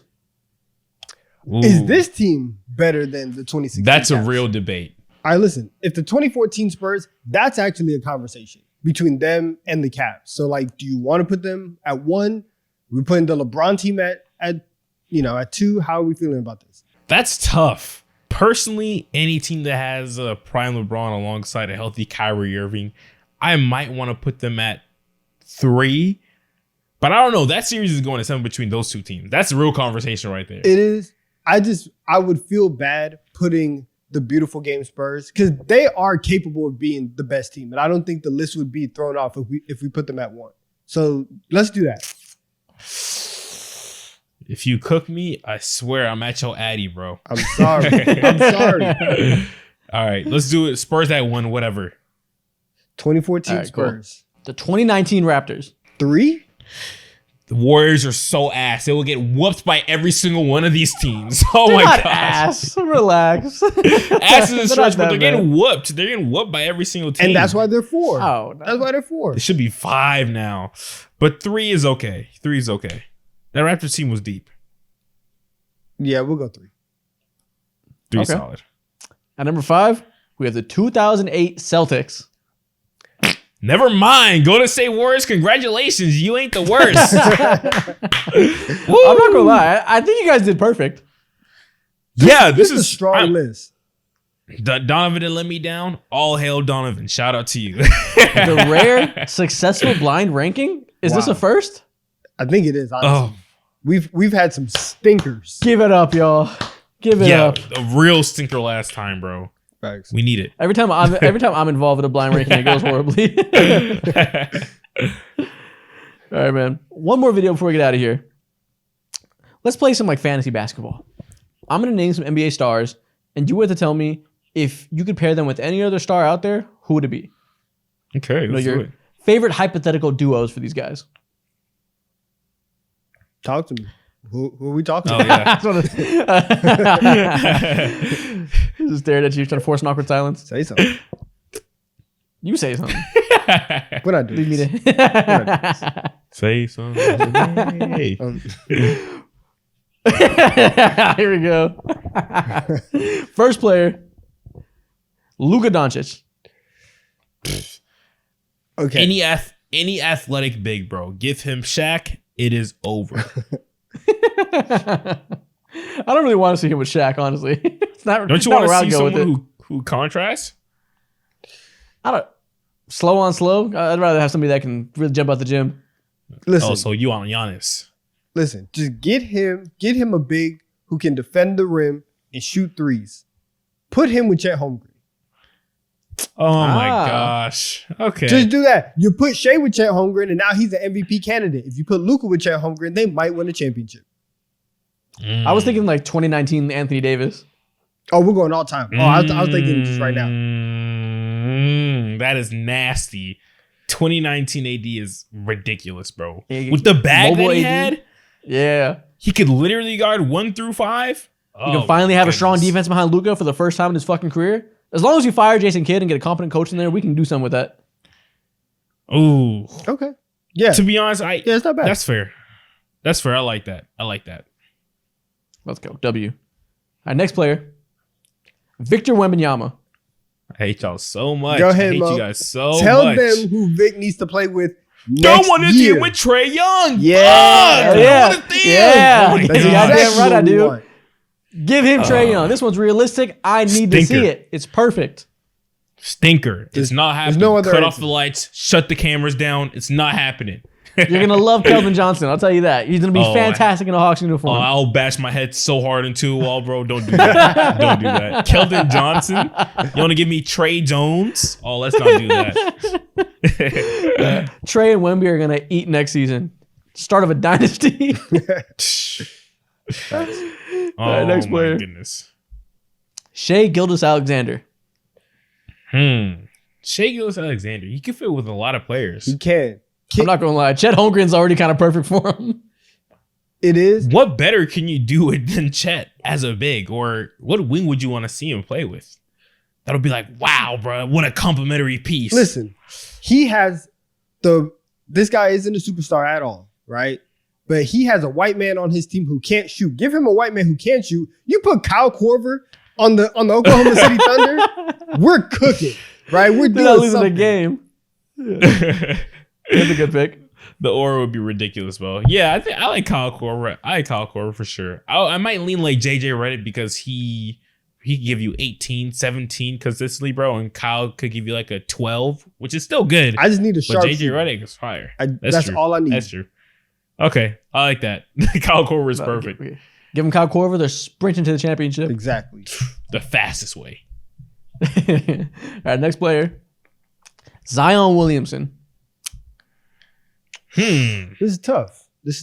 I'm begging to see him with the stretch five. That's all I need to see in life. Like, if they don't do that over the next 3 or 4 years, it'll be a travesty. Zion Williamson. So what Okay. stretch five would you like to see him with? Someone who could actually block shots too. I mean, Chet Holmgren's the easy pick for everybody. He fits at everybody. Yeah, for sure. Brook Lopez? That'd be cool. Brook Give Lopez him from the 2 special years treatment ago. that Zion gets. Brook Lopez this year is still great. I'll take that one. It's better than Jonas Valanciunas. He They're clogging needs up the paint. anything, goddamn it! You're trying to give him anything. Facts. Yeah, You know, him, Give Miles him Turner. Brook Lopez, Chris Middleton, Drew Holiday, and Dante DiVincenzo. He'll He cook. had Drew Holiday already. All right, I like yeah, that. I'm with that. That's fine. I was thinking actually of a guard as well. I'm like, okay, look, New Orleans, you have hella picks. I got a nice Trae Young for you. Give me everything. Give me free smoothies for a year, and I'll consider it. That's funny. All right, next player. Jason Tatum. Listen, Point guard. give please. him prime Chris Paul. Ooh, that's a good one. Him and Chris Paul would be nice. That would be fine. And if you can have somebody who can finally set him up and yell at him and tell him where to go, that's all he needs. He just needs some direction in his life. And Chris Paul is more than happy to yell at him and give Jason Tatum the direction he needs. Yeah, I was thinking Steve Nash. Chris Paul's a good pick. Hey, You need but if that you need defense. someone who's a little bit insane in the membrane, go ahead and give me Joakim Noah next to him, bro. Joakim Noah helps set shit right again. That's He has those a passing shots. crazy pick. Yeah, the defense would be great. Yeah. That'd be kind of sick. I'm not Joakim gonna Noah lie. and Tatum would be a nightmare, bro. Let's give him Rajon Rondo. Just give him all the maniacs we can. Oh my Wow. goodness. Patrick Beverly? Fuck, give him Gilbert Arenas. Oh God, no. God, no. We're shaking that locker room up. Yeah, no. Let's get shit Tim will going. come out the locker room as if he had nightmares, bro. He's gonna turn into his real life meme. I just imagine Gilbert Arenas, dance, dance, dance. Tatum just. Oh my god. God. All right, next player. Devin Booker. You know what? Ooh, okay. Give him a center that actually wanted to be there. I don't know who it is, right? But he had DeAndre Ayton who didn't care. You could pick any center from NBA history who cared about being on the basketball court, and I would be happy. Him with KG would be nasty. Him with KG would be insane. You know I don't what? know how you stop that. Give him Joakim Noah. Do that. Give him a good and see what happens. No, he definitely needs some kind of enforcer behind him so he can be the one yammering and not have it be Booker. Because every time Booker does it, people start to hate him more and more. Nobody likes it when he talks trash. Nah, that's true. Cam Whitmore almost knocked his head off the other day, bro. Listen, we say our stars are too soft. As soon as Devin Booker starts talking shit to Luka Doncic, we're like, oh, he's annoying. Get him out of here. Just people don't like him. Yeah, if Like, not, why is he talking back to his dad? Like, people are so dramatic. If not that, go ahead and give him prime Serge Ibaka. He's an enforcer for real too. Okay. Fit the game Yeah, perfect. just give him muscle. Love it. Give him. Fuck it. Yeah. That's Give him what Bill I was gonna Laimbeer. say. Yeah, Someone aggressive, please. Give him Big Perk. Give him Meta World Peace. All Ew. right, next player. Giannis. Listen, you got to give him the version of Damian Lillard thought he was going to get. And then everything else. Give it to Bubble Dame. And then everything else would work out. So if you give me 20, I was going to say Steph Curry. There you go. There we go. Yeah, I was Steph going to say Curry's Steph the- Curry, but clearly this motherfucker does not want to set screens, so I might have to just not give him a guard because he doesn't want to do that. Oh my goodness, that is true, bro. That is true. Damn. Yeah. What he needs though, if we're talking stars, put him next to like a Paul George, right? Give him somebody on the perimeter who can cook, be a two-way player, and do all the things on the perimeter at the end of games that he is not necessarily great at. Let's give him a prime Reggie Miller running around causing Oh, havoc. that'd be disgusting. Prime Reggie Miller. Oh, that is that is not fair at all, bro. He would have 11 There you go. championships to his name. Be Bill Russell of his generation. Yeah. All right, next player. LeBron James. He's already had everybody. He's had a star point guard, star Yeah, oh my point guard, gosh. star shooting guard. He's been the star 3, star 4. He's had a star 5. Who else do you want him to play Listen, with? Just give him a GM with common sense, and his career is looked at completely different. Give him Ty Lue again. We're cooking. Yeah. No bro. facts. Listen, unironically, if you give him prime Greg Popovich, he would win another championship. Today. Yeah, today. Man, give him Bronny James. Ew, that's what he really wants. Okay. No, I mean, the easy answer. I know people weren't happy about the rumor. I think it'd be kind of cool to see him play next to Steph Curry as old men. I wouldn't It hate just- Steph it. don't want that. It just won't feel right. It just won't feel right, bruh. You want LeBron to be on the Warriors? That just feels like it's breaking all rules of basketball that don't exist. It's a retirement home. I don't even care anymore. It would be fun. You want Draymond and LeBron on the same team, bro? Oh, dude, yes. For drama and storyline and just entertainment purposes, yes, I need that. I Can't do it. bro. Can't do it. Have some shame. LeBron might be the first Show your person to morals. put hands on Draymond would be Draymond on the so court. annoying, bro. It'd be hysterical. He would be riding for LeBron. Just, bro, he would be. Oh, you're right. He would be LeBron's goon. You're so right. That is He true. would be an enforcer, bro. He would be in the media. I always thought he was the GOAT. I always thought he was the best. He'd be diminishing Steph's greatness just to big up LeBron. That is true, Nasty, bro. Oh shit. It would be Yeah, great. I like that. All right, well, that's the last name, and that's the end of this episode. Mo, what should people comment they're still here? Because you're not here. We're recording this last week because you are currently traveling. So I want you to tell people from the past, from across the world, what they should comment. What should they comment? Choose carefully. Episode, what is it? 6 of the Isaac G Show. Tap in. There you go. Don't comment that, but you can tap in. Donovan, what should they comment? Damn. You know what? Comment. We are now enlightened. Okay, sure. Yeah. Comment, thank you for enlightening us, TD3. We are now enlightened. There you go. TikTok time is over. Woo. See y'all. Episode 80 in the books.